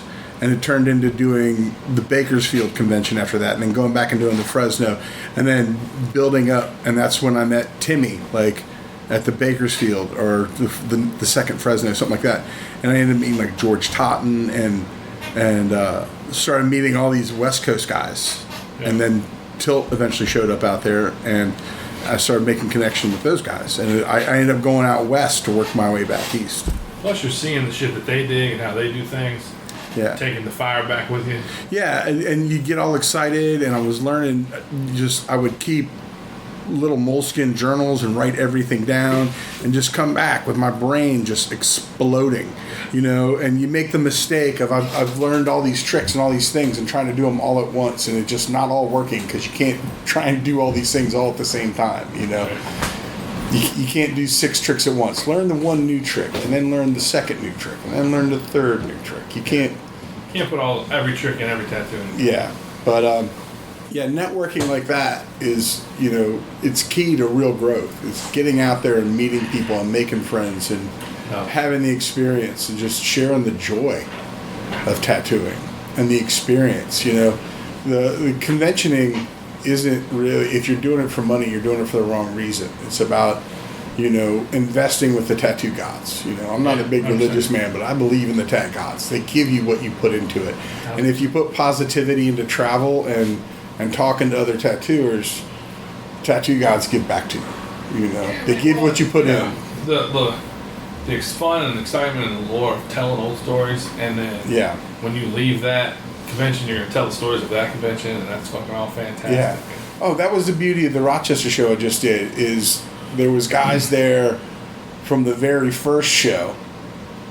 There was only a handful of us that did the first one like 16 years ago, and we could all talk about the complete turnaround because we're all much older, and we're all settled down, and none of us are partying. There's no, you know, sugar delivery man coming around to us all. There's not 35 shirtless guys on Sunday night passing a knife to each other doing knife hits and partying balls and sweating shirtless at this bar and going crazy. And we're all settled down and we're all peaceful, happy guys, and we get to enjoy that. And when you run into somebody, it's like, hey, you remember that time when we're here and I did this and you did that? I'm like, no, but I'm happy I saw you and now I remember it. Yeah. Because that's the only way you remember. Because, you know, the longer you're in this game, you see so much crazy shit and you have so many adventures that you just can't remember them all. And you have to go see these people if you want to remember these little nuggets of joy in your life. Very true. We did Rochester. Andrew had done it before. And then I was like, I could get the podcast if I go out there. You know, man, I guess we went 8 or 9 years ago, and we did it 2 or 3 years. Anyway, the second year there was somebody kept pulling the fire alarm, and they had to empty the whole motherfucking building twice in one day, and motherfuckers were hot, bro. A lot of pissed off tattooers, a lot of mad motherfuckers, people having to stop mid-tattoo, mid-outline, all that shit to go outside. It was a bummer.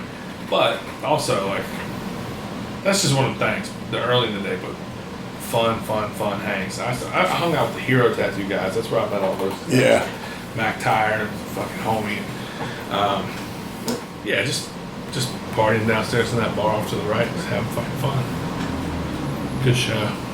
That's also something that I hadn't been to conventions in a few years, and it kind of reminded me that we share this thing, like gladly share this thing, with like rockabilly folks and like the like crazy trad dude with like some crazy black thing on the face of one big dread, and like, you know, there's like punk dudes and there's like rock, you know, all these like different sort of, you know, girls in sock hop outfits and all that shit with their bangs chopped like Betty Page. Like, they're all there at that show the first time I had done it in a lot of years. I was like, yeah, this is all the same thing.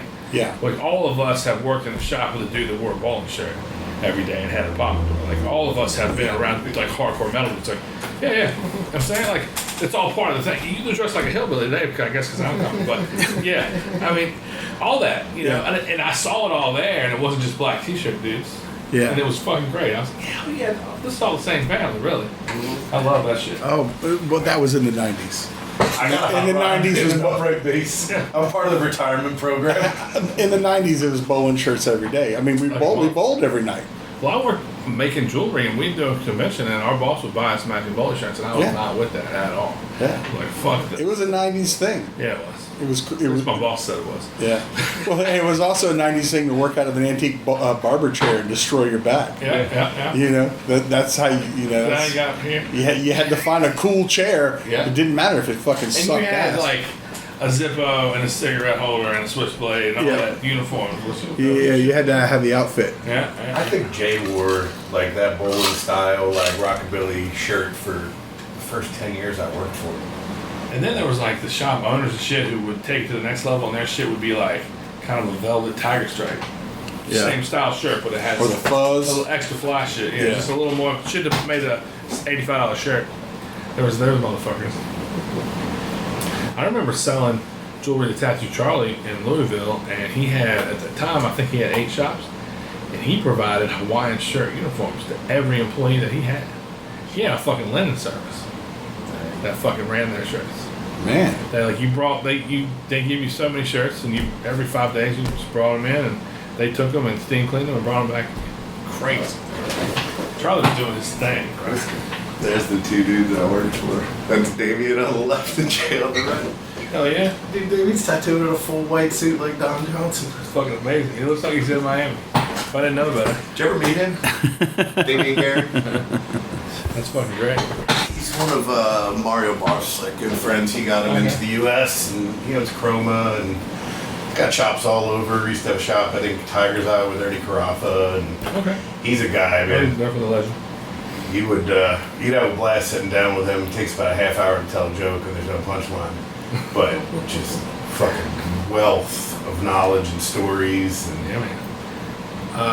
You mentioned did you say Ken Cameron earlier? What's that? Did you say something about Ken Cameron earlier? No. I thought you did. I thought you said you knew somebody tall now. I got to do a lot of fun convention stuff with Timmy, and with Timmy, I got to spend a lot of time with Philadelphia Eddie and Stan. Breakfasts with those guys Yeah. was fun. I met those dudes. I didn't know. I knew Eddie enough to where he remembered me. Yeah, I'm Stan I met twice, and one time I cooked a meal for him. It just felt really good.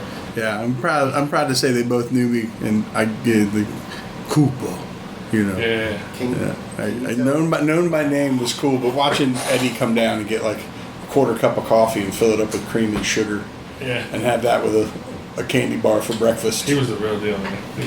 Can you tell can't the even do his the voice. Stan setup story? Oh, when he first came When out. he was trying to save on his setup costs? Yeah, the first time I got this dagger tattoo on my hand, and the first time he came out tattooing was at that Augusta show, and I'm sitting there Eddie or watching Stan. Stan. And I'm watching Stan, and every time he's tattooing, he's going down and he's reaching under his table, and he's just kind of coming back up with the same setup. And setting up and setting the same setup back up and tattooing all day. So Just pretending. just pretending He pretended between clients. because he didn't want to get them dirty. He didn't want to waste needles. Yeah. Didn't they make him like they already made him a bunch of? They had preset- everything ready Yeah, for him. Everything was ready. He just didn't didn't go through. He just didn't want to waste them. That's great. So yeah, I got tattooed the next day, and he got out a fresh setup. It's like, oh, we're starting a new day. I'm like, all right. And then he did this entire tattoo with no rubber bands. His rubber bands are on top of his machine. I'm just sitting there like this, just watching it. I'm not gonna say anything. Yeah, we've all seen our favorite tattooers be filthy animals. Oh yeah. Yeah, that's just how it goes. I worked for a dude that would he was an amazing dude, but he would do some of the craziest, grossest. I would watch him pick up his tubes that he just tattooed with barehanded, which whatever, that's one thing. But then he would walk it back to the end of the shop where the clean room was, and we had like a tank where we soaked stuff in. And he'd be sitting there on the computer or something, looking up something on some video or something, and he'd walk back talking with those tubes in his hand, stick them in that tank, just swish them around. What we doing for lunch, boys? We're like, Terry, what the fuck? What? It's fuck it. He'd fucking wipe it off. He'd answer the phone while he's tattooing. And fucking put it up in his ear. In the country, you still see that. him fold the paper towel on his lap all the time, and he was didn't care. When I got my first tattoo at Think and Ink Tattoo in Fairmont, West Virginia in 1989, wood paneling, carpet on the floor, two stations, and there's a phone in between them and a stand-up ashtray. Both of them were smoking, and the phone would ring, and somebody would answer it, and they would take turns answering the phone. They wouldn't take their gloves off. They'd just answer the phone, go back to tattooing, and they'd smoke while they were tattooing, the cigarettes sitting there the whole fucking time. That goes on. But they wore gloves. 30 miles from my shop. Still. Today, right now, tonight, there's a dude smoking a cigarette, doing a tattoo, answering the phone with all his gloves on right now. It's pretty regular. It's a, you know, it is, I shouldn't say it's a bummer, but it is what it is. That's that dude's life. You don't see the hardcore smoker tattoos like he used to back in the day. You don't. I remember I knew Redneck Reg back in the day. He would take cigarette breaks halfway through an outline.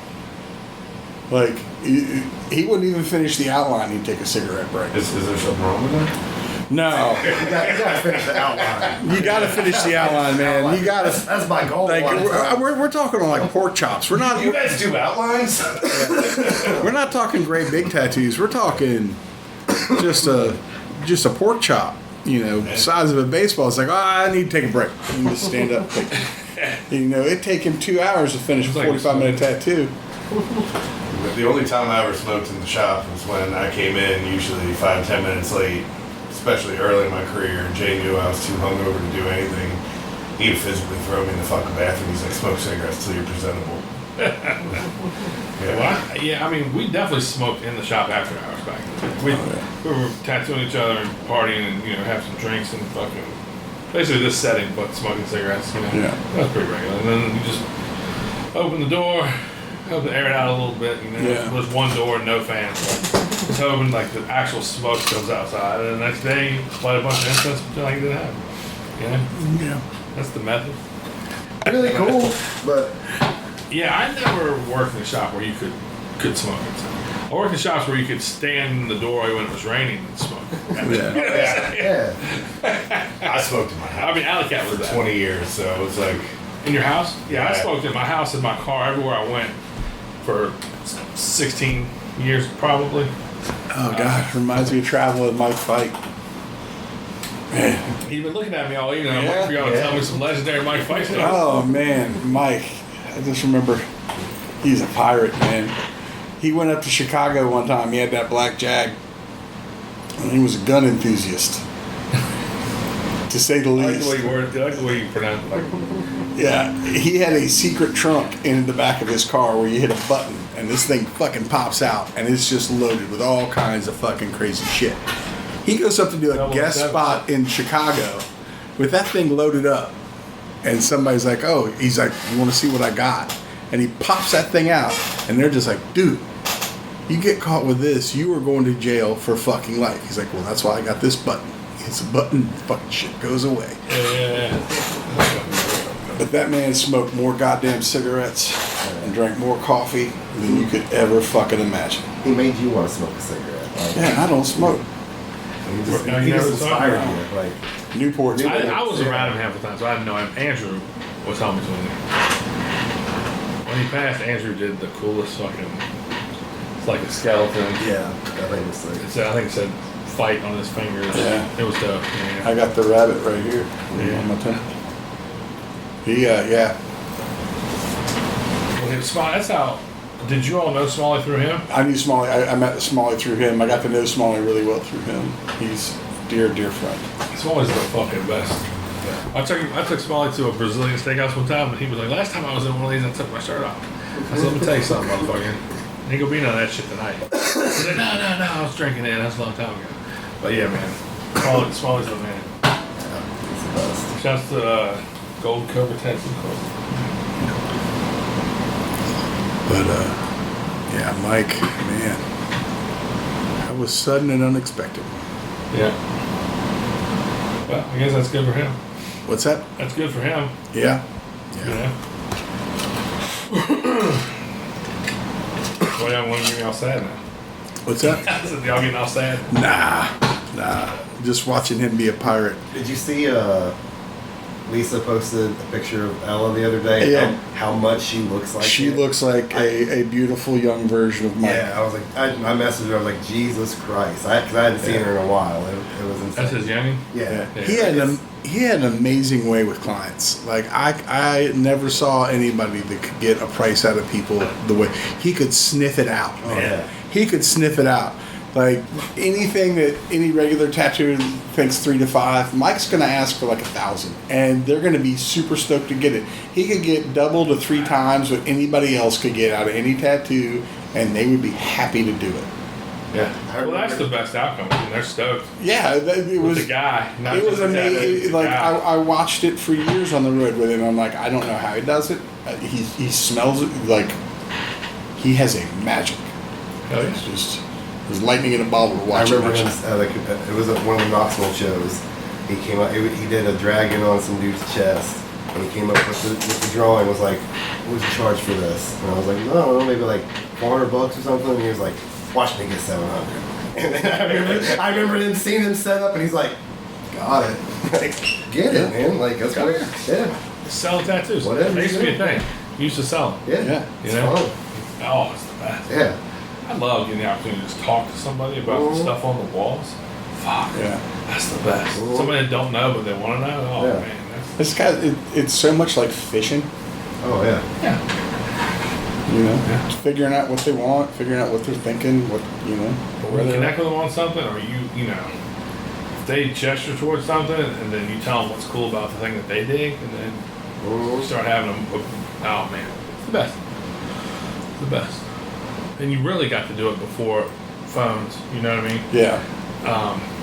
And phones, you know, like we can complain all we want about the current time, but phones are as helpful as they are. You know, they change the game, but they also help a ton. I don't see them as bad. Yeah. They make it easier because I've been around long enough to remember when it was magazines. Yeah. You know, when they just bring in an old magazine and you got to try and make something happen off a magazine photo. And those magazine photos weren't great. You know? Hell, like if you just, well, a lot of times they were someone else's tattoo. Yeah, well, they were on So if you put 100%, a tattoo on a magazine and try to draw it. 99% of the time it was somebody else's tattoo. Yeah. It might not necessarily be good and might not necessarily work on the spot you're trying to put it on, and it wasn't, you know. That's for you to figure out. And how good a copier was your boss willing to get to try and capture that image off that fucking off that Not very magazine? good at all. Because if they weren't willing to spend on a decent copier, you're in for an adventure. Mm-hmm. You know. Our Xerox machine was yellow, and it did not come fresh from the box yellow. That thing, it probably came out of some office shit. Maybe the Thermofax here actually came from Bernie Croft and Tiger's Eye. yeah? Oh, yeah. But Damien's Xerox machine, I mean, fuck. That was only making copies of stencils. It was like, you know, the magazines, then the flip phone pixelated ones, Yeah. and then the Tattoo Johnny catalog that you would open up and Oh yeah. hit like 800% Oh, and that see thing, if you yeah. could Tiny little motherfuckers. Yeah. I got a silhouette. We weren't allowed to use the thermograph. We had to do all our stencils by hand on copy paper. Yeah. And because the boss said it wasted too much thermograph paper. Because it's like how many you could get, you know, how many stencils if you do it by hand with a pen on top of a magazine versus thermograph, which burns it in one go. He's like, no, you motherfuckers can just make it by hand. You make it. And, you know, we're putting them on with speed stick.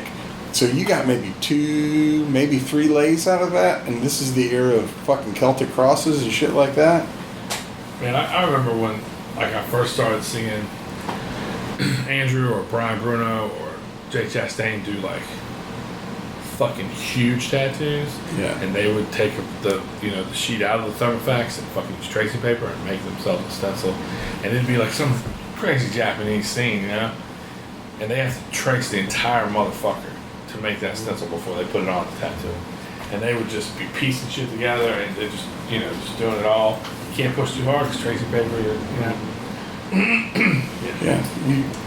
You could figure out how long the tattoo is going to take to outline because you multiply it by 3. It took 3 minutes to do it. It's going to take you 9 minutes to outline. I learned how to do portraits, taking like photocopy, putting it right on that carbon paper and making a stencil, like just a pen right on top of it. Yeah.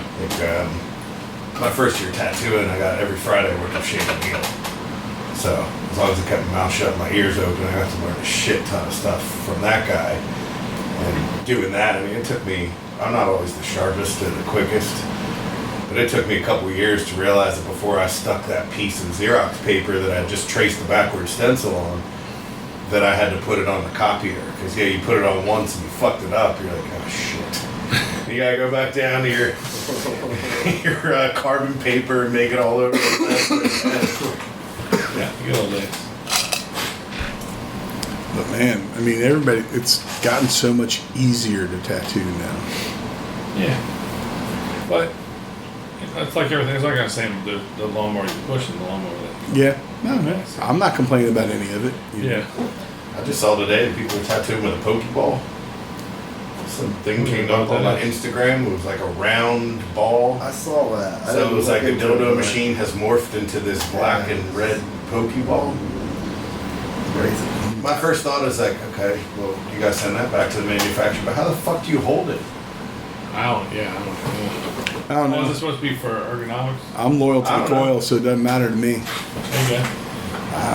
It's like it's what I know. It's what I'm going to use. I mean, nothing against people that want to use those because they have their place. It's a tool in a toolbox. It's just it's each their own and everything in this world. But when you come into a place like this, you want to hear machines running. Yeah. You want to hear coils running. Yeah. You know? Well, that's all you hear in here. I got a Mike Metaxa prototype that I still sneak in there for like some 25 mags. But every tool has its place, you know. I get it. Yeah.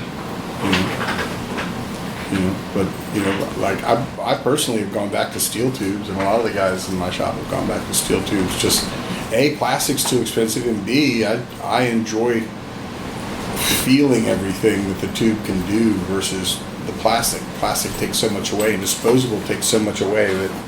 Also, it's just there's a weight. Yeah. I mean, excuse me, the amount of waste, right? The amount of waste that this business produces is tough. Like, so many people trying to do the right thing in so many aspects of your life, and we all wanted to be better versions of ourselves than we used to be, but, using steel's grips. Like, it's wasteful. B, it's wasteful financially. Yeah. It's way cheaper to just run the autoclave. Yeah. And which is not digging a ditch. Yeah. It's doable. I know some people just hate it, just don't want to do it, but it's doable.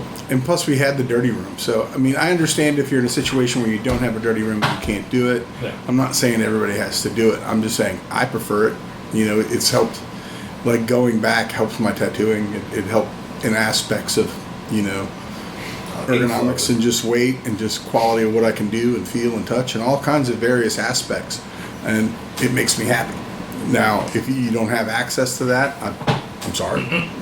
Sure. I wish you did, and you got to do what you got to do in the situation you're in. We were reported about a shitload of thimbles because he didn't want to use ink caps anymore just to cut down on the waste. What's that? My buddy Porter just bought a shit ton of thimbles for ink caps. Yeah. Because he just didn't want to waste the plastic, Oh, okay. So he just bought fucking, 100 thimbles. Oh, okay. He used those as ink caps and clayed them and shit. I've got an old Lyle Tuttle. It's like sterling silver ink cap he did. I don't know what year he did these. But He was casting everything. It's like a. You have one? Yeah. Awesome. I'll send you a picture. Yeah. It's a skull, but it's like concave, so like you can use it as an ink cap. I have one of our dogs that passed away years ago. That's where I keep her ashes in it, like on my station. It's fucking it's sick. That's cool. Yeah, that's real bad. It helps that we have a Ben here because Ben scrubs our tubes and claves them. Yeah. One of the biggest reasons I switched over to disposable wasn't I thought they were better, more efficient, or anything like that. It was the fucking 3 hours at the end of every 2 weeks.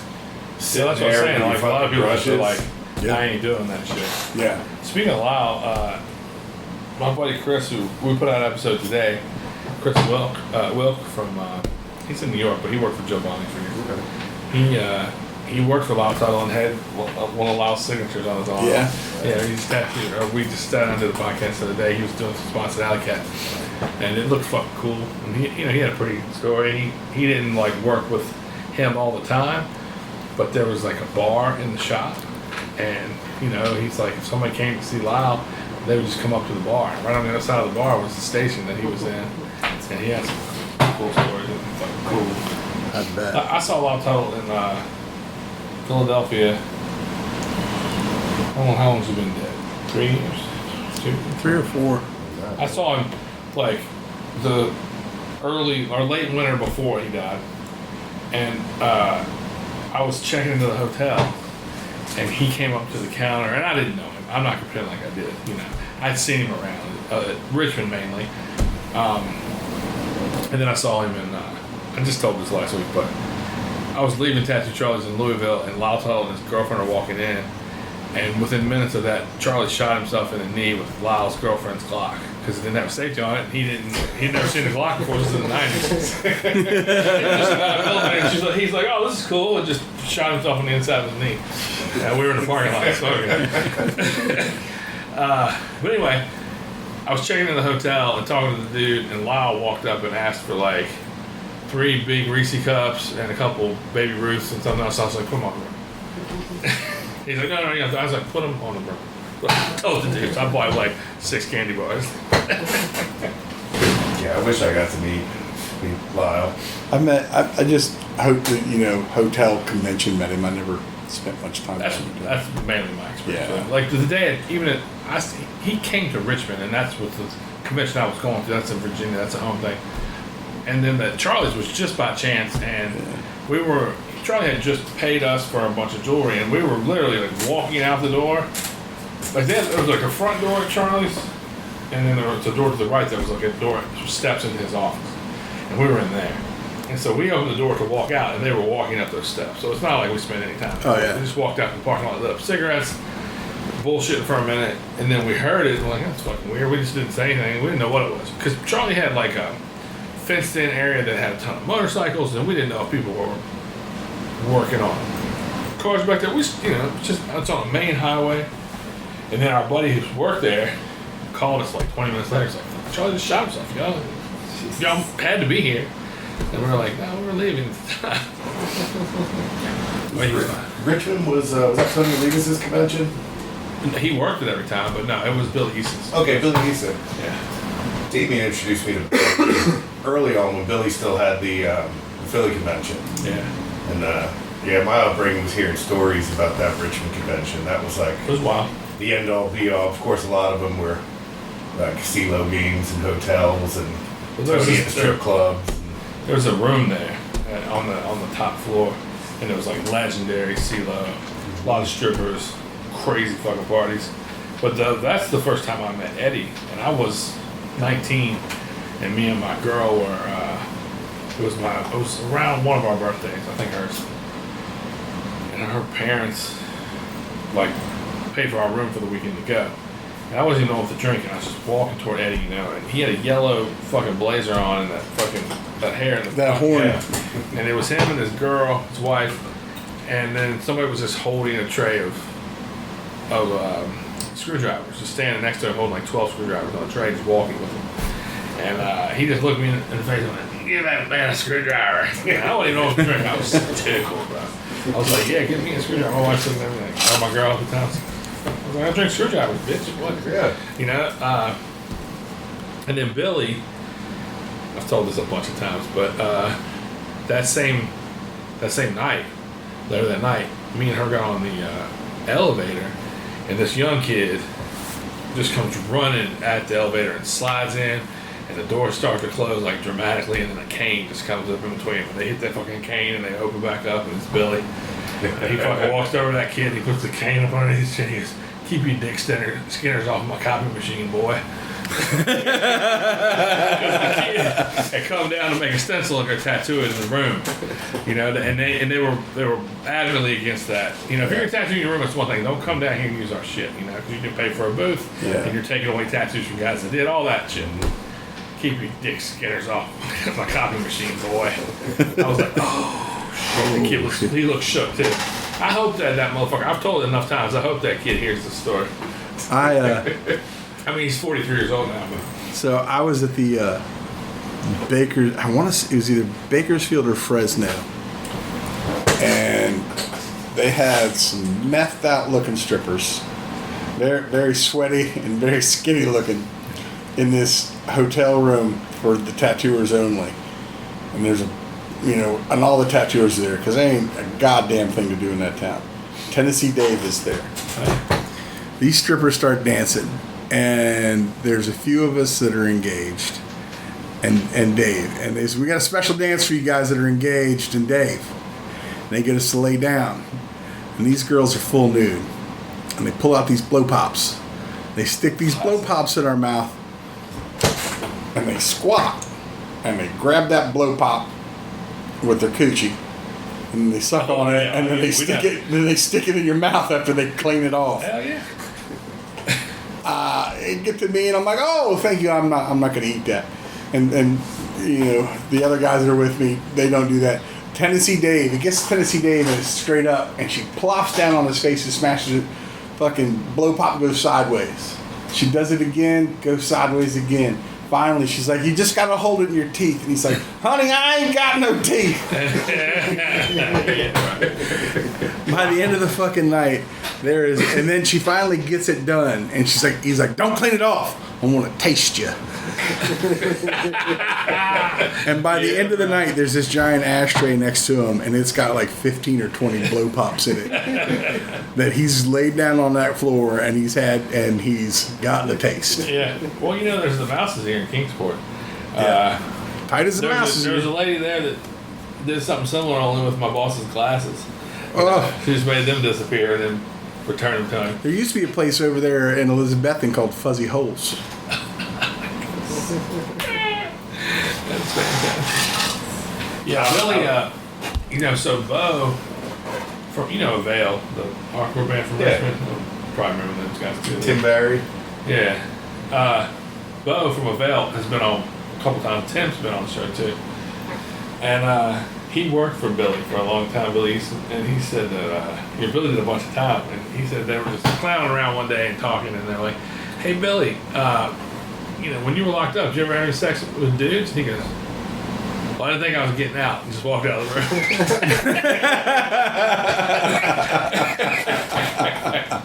I can tell that because Bo's told that on here, but yeah, it's fucking amazing. I never had any problems with Billy. I didn't know him well. He's another guy that I was fortunate enough to watch him move and be around him. But I didn't know him well. But he did a lot for tattooing in Richmond, and a lot of people came up. Put it on the map. Yeah, well, not only that, but there was guys like, and I've mentioned this too, I'm terrible about repeating myself, but guys like Timothy Hoyer and Chris O'Donnell were in Richmond too, and they never worked for Billy, but Billy understood what they did and understood that it was different than what his street shops were doing, and he respected those dudes, and they got along good, because Billy dug it and knew it was important. Yeah, it wasn't competition that he was offering. Correct. We're not competing for the same thing. Yeah, they don't have the same clients. People aren't. Yeah, they're not coming to me for you, and you're not commingling. But yeah, O'Donnell told me a story one time of him and Timothy riding to Atlanta with Billy, and I thought, what an odd trio to be on a road trip to Atlanta. Like these two young, enthusiastic, artistic guys who shit isn't that similar, but they're both wildly talented, and Billy behind the wheel of a purple Cadillac. You know what I'm saying? Just being like, let's go. It's got to be a fucking the trip. Atlanta show. You know what I'm saying? I'm sure it was amazing. How many guns were in that car? After Billy was there a lot. He was a character, man. He had a presence, man. Like, he talked to you like he was your grandfather, and like you felt that coddling hand to support, and another next breath you knew that same hand could choke the career right out of you. Well, yeah, and he did. He told motherfuckers, you'll never work in this town again. And he meant it, shit like that, if he had a falling out. But I think he was also soft on some, I know I've had a lot of people on this podcast who, like, really helped me out a ton, Yeah. But he was a motherfucker. It was a different era. And, I mean, he was one of the last of that era, Josh Brown started. The 70s and 80s were different, I was just a kid, I was finishing up high school then, but I was still looking at magazines and seeing all that stuff and getting the videos, I was getting a hold of that stuff and watching it. It was a different world. I mean, you gotta remember, tattoo collectors were famous then. If you had a bodysuit of good stuff, you were just as famous as the most famous tattooer. Sure. Those guys were well known. It's not like today where it was also a different thing. Like a tattoo collector then was collecting a bunch of huge pieces. Yeah. Now a tattoo collector, well, there's no blanket statement for it. To be honest with you, you have a handful of guys who are getting like hand-sized things. Yeah. But then there's people who are like, I got my front from this guy, my back from this guy. I sewed up my ribs this way. So there's stuff that people get huge shit too. Yeah. The collectors are important. Yeah. You know what I mean? They were huge. I mean, they would get full spreads and everybody would know them by name. Yeah. There was a crazy phenomenon I always think about that I'd always like, wonder how Chris Carver felt when they did a spread in one of the tattoo magazines in the early 90s of everybody doing versions of his Flash. There was like a dinosaur page, and it was like a dinosaur or a dragon. It was dragon coming out of an egg. Yeah. And they did a spread that was like 12 different versions of that exact same piece of Flash. And a lot of it was done by really good fucking tattooers. Sure. I mean, that was cool. Yeah. Did you have the cool? stuff. Did you have the cool set of Flash that Dave Waugh put out that year? Yeah. The Dave Waugh Flash, that shit was electric. Yeah, or Dave Garber's Waugh, new set. Had the bootleg guy come by your shop yet? Yeah. Because we weren't traveling. We were some no-name shop in the middle of East Tennessee.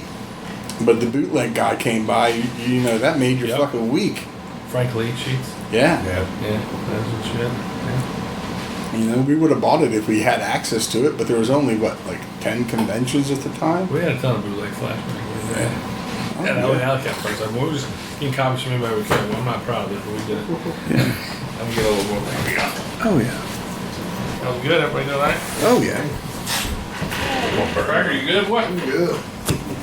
My gummy is doing wonders. Dude, there's a fucking bomb on the front that says nuked. Yeah. What'd you think it was gonna be? Oh, like? I knew what it was gonna be. It's cool if I take a picture of this Dean Denny painting in here. Oh yeah, go for I'm it. going to see him. He'll love it. He'll love it. You know Dean? No, I don't. Brad Grubb knows him real well. Who was the lady that had the Dave Lum dick necklace? She lived down. Her and her husband lived down in Austin. Her husband's the one that's got The back piece with the frogs? Yeah, and he's got the fried eggs on his head. I met them years ago at the Star Texas Didn't she show. eventually get dicks on her head? Or somebody did. She's got the dick swastikas, On her the butt candy cheeks. canes on her butt cheeks. Yeah.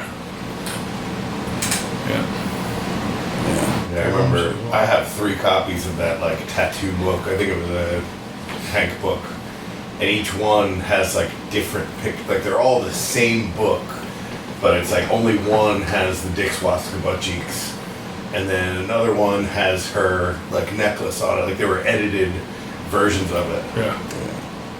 Can't have both those in the same book. It's a lot. Oh no, that book had some gems in it because it was always sitting on our counter. Yeah. People would pick it up and it was like magic. They opened up and it was boom right there. And they're like, are those? Yeah. Boys, we're winding down. We're about 2 hours. What do y'all want to do? Whatever. This is my weekend. All right. Y'all, you got days off tomorrow? This is my weekend too. Yeah. I would know her. It's, I can do 30 minutes or so with me. I think kids are in bed. Jess is in bed. Dogs are in bed. Yeah, that fucking Billy Easton story where I didn't think I would get out. That's so good. Fucking Bo, You're on pause, right? no. I was gonna say next time we go on pause, I'll tell you a story. Don't want to get some people in trouble still Yeah. alive. You know, one night, I never said this while I was recording, but one night I was at the, well, I should tell you. Yeah. That's for a pause moment as well. Yeah. Man, there's one story I've told on here 4 times, and every time I told it, the person or the guest that I had was like, if you leave that story in, that'll be the whole podcast because I don't want to be on it. And just too gnarly, you know what I mean? And I told it gnarly, and so I've told one story 4 times and still hasn't come out. Well, Yeah. you can't get canceled if nobody knows who you are. Well, it's not even That's that. where I'm at. It's just gnarly. It's just Yeah, that's the thing. everything's not for public consumption. Yeah. It's kind of like the magic thing. It's one of the things. And there's I'll break it out. there's good people in there that might not want it. It's funny with friends, but they might not want other people to know it. And I respect all that. Yeah. Like you said, there's a real thing when you have to protect your business and your reputation. yeah, that's like what I'm talking about. Like, And all the stories that are from such, that story just predates my life in this world to some extent. But still, you gotta be smart. well, I mean, it's such a crazy universe we live in that the stories we know that are crazy are on the edge of, what we see as normal is bizarre to the common man. Sure. For us to think it's pretty crazy it's fucking out there. So you're on the edges of legality and DC. It gets pretty fucking bad or rowdy. Either way, we find it, but it could be hilarious. But we find it hilarious because we're in the life. We're past the statute of limitations. Yeah. Yeah, but the moral statute of limitations doesn't expire. Yeah. That is true. Or, especially between friends, You know what I'm saying? So you still got to keep some shit to yourself. But I have plenty of rock stories that I've been able to share and that are still fucking great. Yeah. There was an old punk rock dive bar in Westchester called Rex's. This bar maybe held 150 people, ashtrays on every table, but cigarette butts all over the floor. One of those types of places. There were a lot of bands that would come through there. And it was like doors would close and everybody was just trying to stay in there. And Murphy's Law used to play there like every 4 or 5 months. And at the end of the night, Jimmy would go next door to this pizza place and like buy every bit of wings that they had. And we would just sit there fucking drinking, circle around and like eating fucking wings, listening to stories. And those were, you're sitting there, you're like, I don't think I should be hearing any of this. But that guy's lived a fucking life. Yeah. That's just. Yeah, that place had 3 shops when I started. What was he in there? It was Damien City Tattoo, and then Rich, who worked for Damien, opened Extreme. There was a place called Wizards. When I moved here in 23, there were 16 shops. Huh? Wizard. That's a good name, man. There's when I worked in Ohio, there was a shop in the next town over called White Wizard Tattoo. Okay. That sounds cool, but also Also sounds a little clannish. it sounds cool, but like yeah. Well, if you know who Gandalf is, it sounds cool. Yeah. But if you don't, you might say, "Oh, that White Wizard. Maybe that's the Grand Wizard." Yeah. You gotta be careful. Yeah. There was a Wizard's World. Joe Jones shop. Yeah. Pennsylvania. Yep. There were 3 of them, actually. Yeah. Wizards World 1, 2, and 3 up in like sort of like the Reading area. Bill Clayton's Tattoo World was a good one. Warlock Tattoo in North Carolina and like Raleigh or Durham. That was an old one back in the day. I went to all those areas. When I was up in Buffalo, I used to hear a radio ad for a place over in Canada called Leonard Skin Art. Yeah, I think that is it piques curiosity. It's Canadian first. It's like that's a curious choice. Yeah. It's a bold decision. That's great, then. Yeah. I like a good dad joke. Yeah. A good pun. Yeah, there was the era where everyone put their name in their shop. That was a thing for sure. And then there's also the area, the time where it was like trying to make your shop sound official with things like demographics and that sort of shit. Yeah. Having graphic in it. Yeah, exactly. That's how I used to church up my profession. Yeah. We were going to the bank You and sound smart. If you trying to get a loan out. I think Jay was buying some like old hot rod, so I borrowed some money to give him a loan so he could buy this hot rod. And they're like occupation, you're like demographic specialist. Yeah. Like I had like a nice collared shirt and tie on when I went in. Like I had to play the part to get the money. Good. Yeah. Yeah. We used to, when you travel around, you see as many shops as I saw back in the day. You start to make note of all the fucking names and shit. It's good stuff. And just like the quality, the South means a lot of wild shit. Did you go into Tony Olivas' old shops back in the day? Yeah. You know, Yeah. That was the rumor when I first started. I'd always hear stories about like if you fucked up, you got sent down to Sacred Heart. That's like that was your punishment. Yeah. Yeah, man. When he was like coming to Richmond to those parties and the dice games and all that shit, the legendary shit, he was kind of in his prime. He always had a woman and he had 3 booths and fucking crazy huge banners and fucking he was the man. It was a weird time when man, tattoo kind of felt like pro wrestling. You had like your Tony Olivas who had a look. Not only the tattoos, but the way his booth looked and shit. Yeah. Then you had a guy like Dino Cook from the same town, but his doing like some hyper-realistic water scenes. Lots of blue. Yeah. Lots of blue. And you had like Paul Booth would come through, and he was a character and looked weird and creepy, and it was like You know, Monty. he came in like late in the evening and then Gilmonty and Bugs London. You know, they all looked different. They were all selling a different thing. Yeah. It was fucking. And in Richmond, they were all there. Tom Renshaw and Joe Caprianca, and he was a character. You know, the way he looked and the way his booth looked. Everybody was larger than life. Yeah. Those were all the guys like that I was looking up to when I was sitting there like ripping their flash off the wall. But we were talking about bootleg flash. Half of the flash on our wall was photocopied on a large format photocopier. Yeah. Colored in with like colored pencils or marker. But Yeah. Yeah. That was the era, man. Bob Montoya was there with the fucking caveman tattoo machine. All that shit. But yeah, they were all selling a different look, a different feel. Yeah, it was cool. Man, and that's when grudges were real. Oh yeah. Those grudges and the shit talking and the things that those guys, people don't like. There's a certain way you move in tattooing and how you speak about others and talk, and a lot of that's learned from being around that era and just how much those guys fucking hated each other. Yeah, there was a lot of shit talking. Like, they were definitely in separate camps, and you just never wanted to say the wrong name at the wrong time.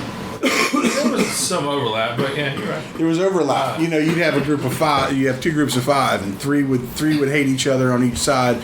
Two would be cool with each other in the middle. You just had to know who was who. And Sean Anderson and Cat Zimsky, those dudes were the shit. They were buddies, you know. yeah, Man, I don't know.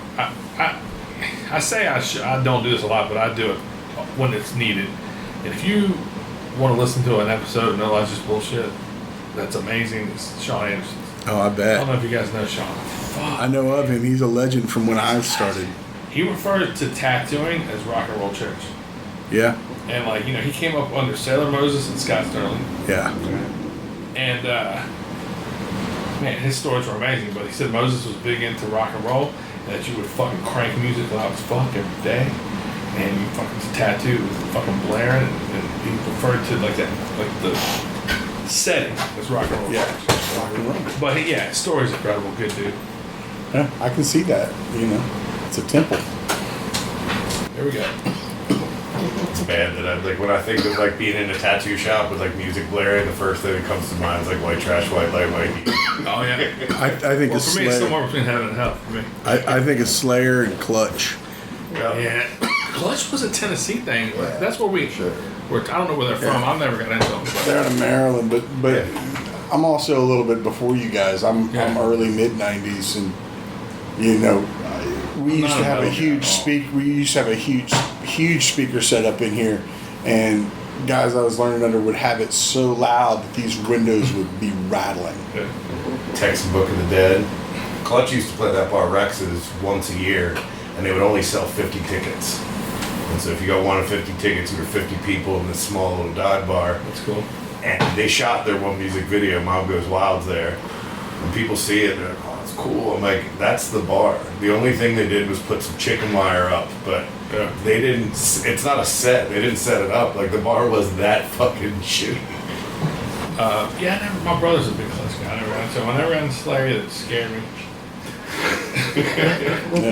And I'm a rock and roll guy, and a hip hop guy, country and bluegrass, but I never did like heavy metal. I did the Metallica. Yeah, like Megadeth, I'm old enough that when it started getting real mathy and deathy, I was like, You walked away too. I walked away. I'm 80s. But 90s. Slayer, everybody that Slayer. was like into Metallica and Megadeth when they were 15, 14, like I was, easily was with Slayer too. Yeah. My brother's big, everybody that I work with, everything. I just never, everybody always talks about how like scary album covers like drew them in. They scared me. And I was like, I want to listen to anything that sounds like that looks, you know what I mean? They really scared me.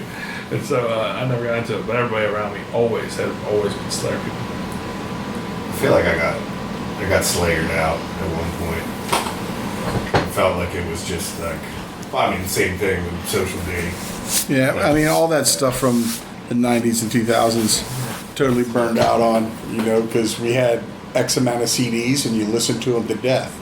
Yeah. Now we have the magic of Spotify, and now we're jamming to weird deep trance jazz, you know. When I started working here, it was just Cooper and I on Mondays. I think it was just you and I working on Mondays, and we had Old Man Monday. And I made this playlist of like, so we didn't have to get up and change the music. And it plays for like 73 days. And it'll hit like Turbo Negro to like Dion the Belmont to like third wave ska. Like it runs a gamut. It's good. There's a little bit of like goth dark wave mixed in there with just some old, anything like, and street everything. punk. You've been in a tattoo shop so long, you've listened to everything a million times. Well, you always work with weirdos, and they all turn you on to what their scene is. Yeah, so Yeah. you get bored.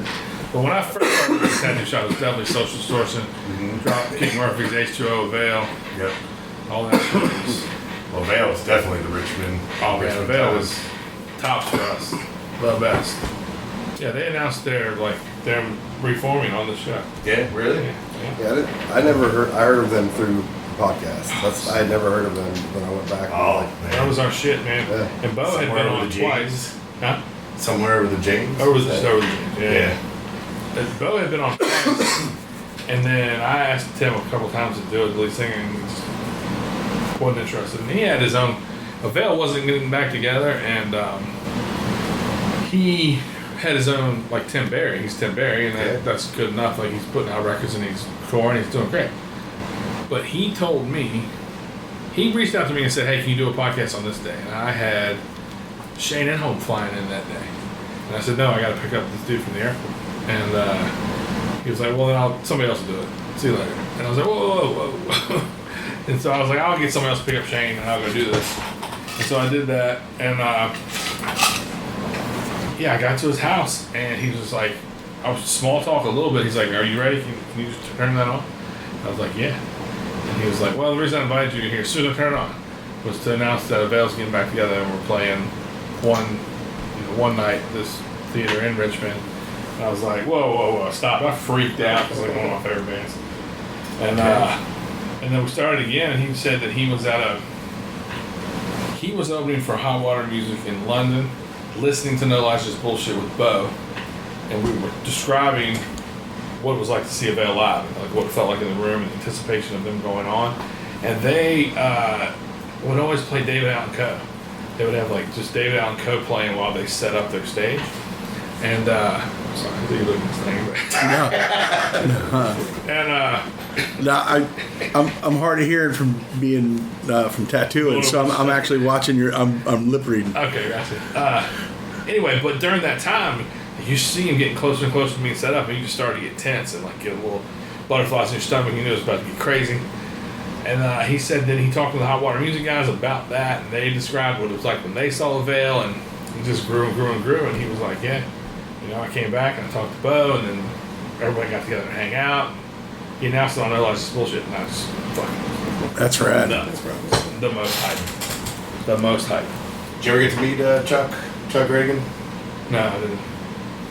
Chuck was playing the venue next to the tattoo shop one night, and I did not like Hot Water Music as a kid. And I got to tell Chuck the story. Like, my buddy used to play it all the time, and I pulled the CD out of the CD player and chucked it out the window. And it wasn't until like later on in life where I was like, fuck, these guys are really, really good. Like, once the arrogance goes away that you have, and so Chuck was playing next door at the bar, and we went over, and like, I loved his solo shit. So I got to chat with him, and he had this guy Joe Ginsberg was playing bass on tour with him, and they had these young kids from England called the Sharks that were toured with him as well. And just shooting the shit, we ended up back at the tattoo shop. And so I was tattooing Joe with the Sharks logo on it. And Chuck rolls in, and there just happened to be this like photographer with him too. So it's still out there too. The cover of my portfolio is Chuck with gloves on. I had gloves on, like fill in some of the fucking tattoo. Yeah. If you ever come across him, he is hands down one of the nicest people I've ever met in my entire life. Like, dude picks up conversations like he just saw you last week. Like, just such a solid guy. The Veil dudes have been good to me. I can't say nothing but nice things about those dudes. They've been real good to me. Bo, he's a loud asshole, but he's great. And yeah, man, when that Avail show happened, they gave me 2 tickets. Well, first thing I said to him was like, you're not doing one night. That's not happening. Because, there's just Richmond, they burned Richmond down. you have to let people get a chance to see you. You know what I mean? You have to do so. They did a couple nights or whatever, but they gave me 2 tickets each night, and man, it was incredible. I'm good. First night, my brother bought tickets because he didn't. I think the tickets they gave us were like kind of like. I guess they were called VIP. They were that for the fact that A, you had easy access, and B, you know, you weren't looking up the stage. You were straight across from the stage, which was pretty fucking dope. But you weren't close to the stage. Yeah. And the first night I took Brian Bruno, and the second night I took Nate Hall of Old Heavy Hands. And both nights were fucking amazing. They played different sets, and it was fucking ill. So fun. And then afterwards in the streets, like Richmond was just, the energy was dope. People were climbing trees, but there's cops around, everybody smoking dope on the street, but nobody gave a fuck. It was real dope. I know it sounds like San Francisco in 1968. It wasn't probably that cool, but it was fun. A lot of fun. I had a girl on here. I grow that in the backyard. I enjoy this with my lungs. There's a girl, there's a new show. Y'all know the show Yellowstone, even if you haven't seen it, you've heard of it. There's a spinoff now called Dutton Ranch. And there's a girl on there named Morgan Wade who plays a bartender. She's a big country music star. But my buddy Brian, who was a tattooer, used to play in her band in the early orientation of her band. So she came on. Now she's going to go on this huge Paramount show. That's cool. Yeah. She's covered in tattoos too, which is good. She's in Franklin County, Virginia, where Andrew's from. You alright, Franklin? Good. Yeah. You look a little frackled over there. Yeah. You good? Cracker frackled. I'm good. I haven't got like good and fucking tore up doing one of these in a while. It's fun. I'm having to drive. Yeah, it is fun. I appreciate You look like reminding you're me, in full-blown Muppet mode. Muppet mode? Man, I used to, when we first started the show, I drank a lot of beer. A lot of beer. And people would like comment, like count how many beers I'd drink during a fucking 2.5 hour discussion, and it'd be like, not only did you drink 19 beers, but the first hour they were like 5. The second hour was like 12. It's like they were like talking about how close together I was over them. Those are people you don't need in your life. Exactly. I don't need that kind of negativity. I mean, at least, I was having fun. But anyway, I stopped drinking beer for the most part. I still drink beer, but not 25 a day every day. So I started drinking liquor, and I had to learn how to drink liquor when I do one of these, because a couple of them got stupid too. But it's always, at least it'll be available for everybody to listen to forever. I sound like an asshole when I'm behind it. Lots of good stuff. Memories, my friend, memories. Good ones. A lot. Oh, yeah, I'm not complaining. I like getting fucked up when I do this show. That's why, when I was texting with you, I'm like, I don't know what your lifestyle's like. So, if starting at 9 o'clock is like, I just drank a 32-ounce beer at a Mexican restaurant 20 miles away. And then I'm going to come here and start drinking Jack Daniels at 9 o'clock. That's perfect. But not everybody our age does that anymore. Oh, no. And this isn't crazy party, by the way. This is chilling, but I like getting fucked up on the show. Oh, nothing wrong with that, my friend. I used to be a hard drinking man. That's how I decided where I ate my dinner, is what do they serve. And I just kind of lost the taste for it, and now I'm just California sober, so, But, every once in a while when I have Mexican, I'll have a margarita. But I'm not teetotaling or anything like that. Margaritas are good. I just don't enjoy it casually anymore. Well, I wouldn't drink where they serve food, so you can tell how hard drinking I was. You guys serve food now. I need to go to the place that had a very relaxed last call situation. Yeah. Like the one Well, that all depended on how cool you were with the people working there. Like, at least, that's always been my relationship. Like, that might call last call, but I'm good for a while. Westchester has 36 bars, I think, in a 4-block radius. So I started tattooing there when I was 21 and got sober when I was 33. There wasn't really a bar that didn't know what I drank.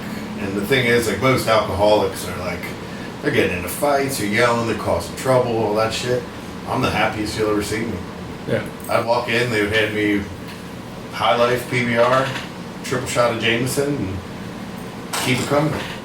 I was hanging out with Goldberg last time we were drinking Jameson, and I was like, "You didn't have the decency to have some bourbon in this motherfucker for me." You know, I don't really care for Jameson, but I'll drink it if I didn't have no other liquor. We didn't know the purchasing situation in Pennsylvania is weird to buy booze. Yeah. And not after a certain hour. Right, and you have to go to liquor, a package go to a state store. Go Here's the ABC store, but there it's like, oh, it's different. It's No, like, you can get everything at a liquor store here, Yeah, and then that's at what I the got. gas station you can get beer and wine. yeah. But in Pennsylvania it's weird, and I just didn't have a bottle. And Goldberg's like, let's go next door and I'll hang out. Me, him, and Perfect, and my brother, and a couple other people. And those other people split pretty quick. And by the end, it was like time for us to leave. Everyone had to go. And there was, a bottle of Jameson with about a little more than half in it. I was like, I guess I have to take this for you tonight because I don't have booze back on. But I just want you to know it should have been whiskey or bourbon. I guess it is whiskey, but yeah, I'm not a big Jameson guy. But I'm not too good to steal it from him either. If they didn't have Jameson, it was Tully. If they didn't have Tully, it was Powers. If they didn't have Irish whiskey, it was me leaving. I grew up drinking Old Milwaukee or Miller Lite shooting Jack East. Daniels. That's what my old dad did. Not Milwaukee's best, just regular Old Milwaukee. And he drank that by the can, and he shot Jack Daniels. And that's just sort of what I did for a lot of years. I was always a big Jack and Coke guy, Yeah. or high end bourbon on the rocks, Yeah. with a rock. Those are the two ways to go. Yeah, If I'm partying, Blanton's baby. yeah. I hit. We got a bottle of Weller earlier today. Here in Tennessee. I had a period where it was like during probably, I don't know, was that 2008 when all of a sudden they were hand over fisting it to the point where we couldn't spend it fast enough, and it was like Johnny Blue, and my clients were always bringing me bottles. They were trying to one up the next person. So like on top of my shelf of all my reference books was like Jameson 18, Jameson Reserve, Johnny Blue, and then somehow it ended up champagne. I'm not even like a champagne guy, but I love champagne. I had a Dom 92 sitting up there. Shit, And hell yeah. so we would go to the bar and get drunk. Like I drank at a bar. I'm a bar drinker. They have all the booze. I don't have to leave the house to go get it. Then it'd be like 2:30 and we're hanging out in the bar, and I was like, hold on. Just fucking off my way back to the tattoo shop, grab a bottle of like Dom and like another special Jameson. We're like bringing booze back into the bar. And Yeah, I've been spoiled with whiskey too. People that listen to the show have been kind enough to send me bottles over the years of bringing stuff, and I've got some really good stuff. I remember getting Pappy in 98 for a $100 bottle. Yeah, I never. That was before my really understanding or appreciation. The first time I ever We didn't appreciate it for what it was at the time. It was just we got us a fancy bottle of bourbon. but it was and we just $100 drank bucks, it. Yeah, it was $100. to spend that on bourbon. Yeah, back then. That was it was a big deal, but it wasn't. Oh, you got Pappy. Oh, right. yeah. You could get it. You could just walk to the liquor store and get you a bottle of Pappy. Yeah, which is the ideal world. You can get good stuff now. Like I said, I bought a bottle of Weller here. Yeah. An hour away. I had a kid bring me a bottle of Weller 12 year to Norfolk one year. Man, there's a Fucking serious bottle of whiskey. dude. There's liquor stores around here because right up the street where you should look I'm because not crazy hunting, but I'll buy. like this is some good hunting territory right around here because they'll have some stuff because these are some of the seedier liquor stores over near here, so they'll have something randomly good Yeah. that nobody's hopping on because everybody's buying the cheaper shit. Yeah. So you can find some rarities, like you'll find just a random bottle of something real good just hanging out. It'll be jacked up a little bit, but it won't be eBay prices, Yeah. Well, that's the way to buy it. It's not always easy to get it. Yeah, you'll find stuff that's usually a allotment, and we're close enough to Kentucky that we get random really good shit here. Well, Tennessee whiskey. There's some good things. Yeah. I just pictured in my head like a Fellini liquor store. Yeah. Well, it's one right across the street from Fellini Kroger. Used to be a bird living in that Kroger down there. It's called Fellini. It's a local legend. Oh yeah. Yeah, it was a bird living in there for a while. Good spots to see some craziness. You will see crazy shit at the Fellini Kroger. Like a bird. There was a bird just living in the fucking grocery store. You see shit on things. And it was living in the produce section. It got in there and What, a wouldn't couple leave. days or like for 3 No, years? for months. It's on Wiki. You can look up. That's why it's about called this. Fellini. It's been known as Fellini Kroger as long as I've been in the area for longer than 30 years. It's been called Fellini Kroger. If you want to go into a Kroger at midnight on a Tuesday in summertime and see a 6-year-old sitting in the beer aisle in a diaper eating a chocolate bar, that's your place. Because you're going to wonder, why is there a 6-year-old wearing a diaper? Why is he here at midnight? And why is he in the beer aisle eating a chocolate bar alone? Yeah. All these things will occur at once. And this has happened to me. And I'm telling you right now, all day today, I'm like, I love the South. I'm so happy to be down here amongst my people. It's like, oh. And see, like when we first got into Bristol a while ago, like I just seen a chick in like capri bibs with a fucking hair kind of just walking like she was furious, bro. And I was just like, I looked at my brother, I go, does that remind you of home or does it fucking remind you of home? We had I was like, that bitch is on a mission to ruin somebody's shit right now. We had a piercer here who's on People at Walmart in Kentucky because she was a raver piercer lady. Yeah. Very nice girl, but eccentric, and she had a pet possum. And there's a picture of her in People at Walmart, Kentucky, with her possum on her shoulder buying something. That's pretty sweet. And it doesn't get much more southern than. We had to do pull up the alley cat one time. In our old shop, like it was a little building, rectangle, little parking lot, and you just come right up to the fucking door. I mean, you can park your car to where you could open our door if you wanted to. And this motherfucker pulls up on a motorcycle and takes his helmet off and sets it on his handlebars, and then opens his saddlebag and just pulls out a rooster and starts walking in the fucking shop. And we're like, get that the fuck out of here. And I know you like had people trying to bring dogs in like that. Oh yeah. I'm not the like coochie coo puppy guy. I'm like, get that fucking dog out of here. They'll bring everything in. Rooster was good. You don't get people selling random shit like you used to. Bro. You used to be able to buy the coolest shit. Well, dudes would come by and sell the latest movies that were all in the theater. Oh yeah, that was bootleg DVDs like a motherfucker. Bootleg DVD. I mean, just random shit. You get bitch bagfuls of randoms. Nobody comes by selling size anything. 9 Timberlands. Like 8 boxes of them. Like a dude just like walk in and be like, size 9 Timberlands. I got it. Size 9. Anybody Timberlands? Art supplies that fell off the trucks. Yeah. Well, that's more like junkie behavior. They know what you want. They're like tweakers, and they'll be like, oh, I know. Yeah, but we don't get any of that anymore. Yeah, it's a bummer. People don't have any fucking heart. These motherfuckers that used to be out here hustling, they're just No more hustle. Westchester used to have this guy Ashton. Rest in peace. Ashton was a fucking local legend. But Ashton dabbled in a little bit of crack, and he was an enthusiast. Yeah, this guy was smart as shit too. Like apparently was some form of like nuclear physicist, rocket scientist. So smart he got on crack. But Ashton was like a local legend, and he would clean people's houses out. Like that's what he would do. He had an apartment, he would keep it for a little while. But he would clean people's like houses out or estate stuff, and they'd be like, "Yeah, just take this." And dude would roll in with like a guitar case. So you want these? And I'd open it up, and the thing there's a rag guitar in there. It was filled with fucking samurai swords. I'm like, $20. He's like, no. I'm like, all right, what do you want for it? He's like, 20. I'm like, here you go. And like, some days I would sit down and chat with him. Like, actually, over the 10, 15 years I was there, I got to know Ashton real, real well. Yeah. Like, when he wasn't on, he was just an incredible, like, he was actually like a warm human being. And then sometimes you would think he was like clean, and you'd be talking to him, and he would just give you the old and run away. He brought us like VR glasses, like from straight out of the 90s, that like helmet that had the TV screens into it. Like, dude was always selling fucking cool shit. I bought a tattoo kit off the street the other day. Yeah. Yeah, this dude walked in with it. And at first, I looked at it wrong. I made a mistake here. I was like, he had this kit, and it was like in a little case, and I forgot what the fucking machines were called. Something like Hawk? I don't know. But it was a liner and a shader.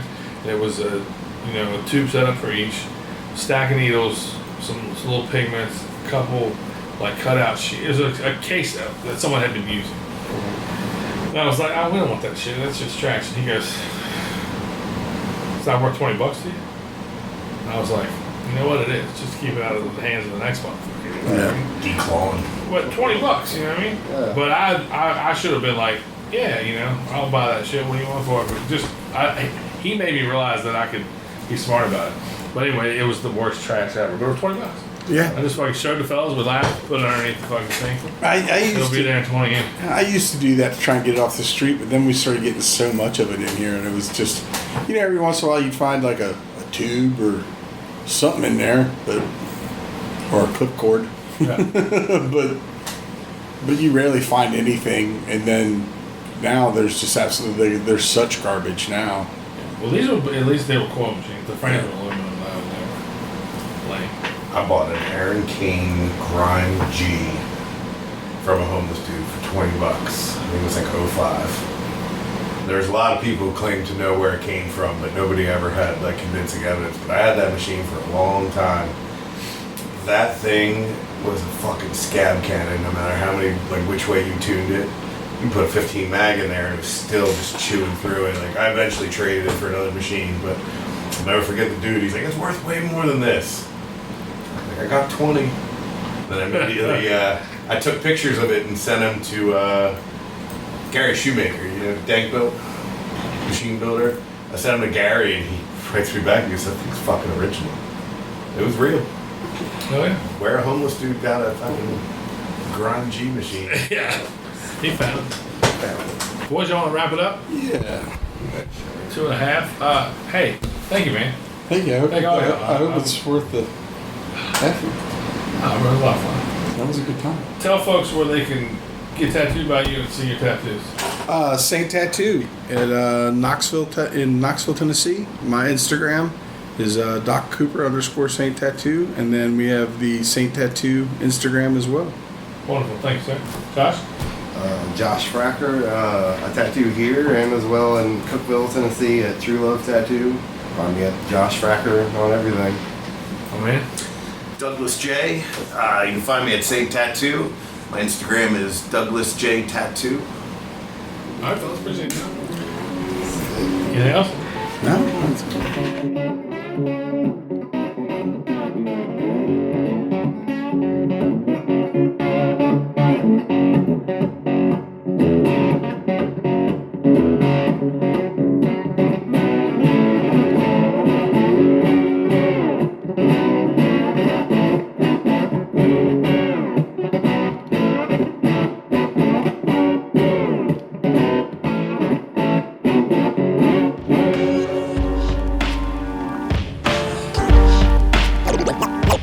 No lies, just bullshit.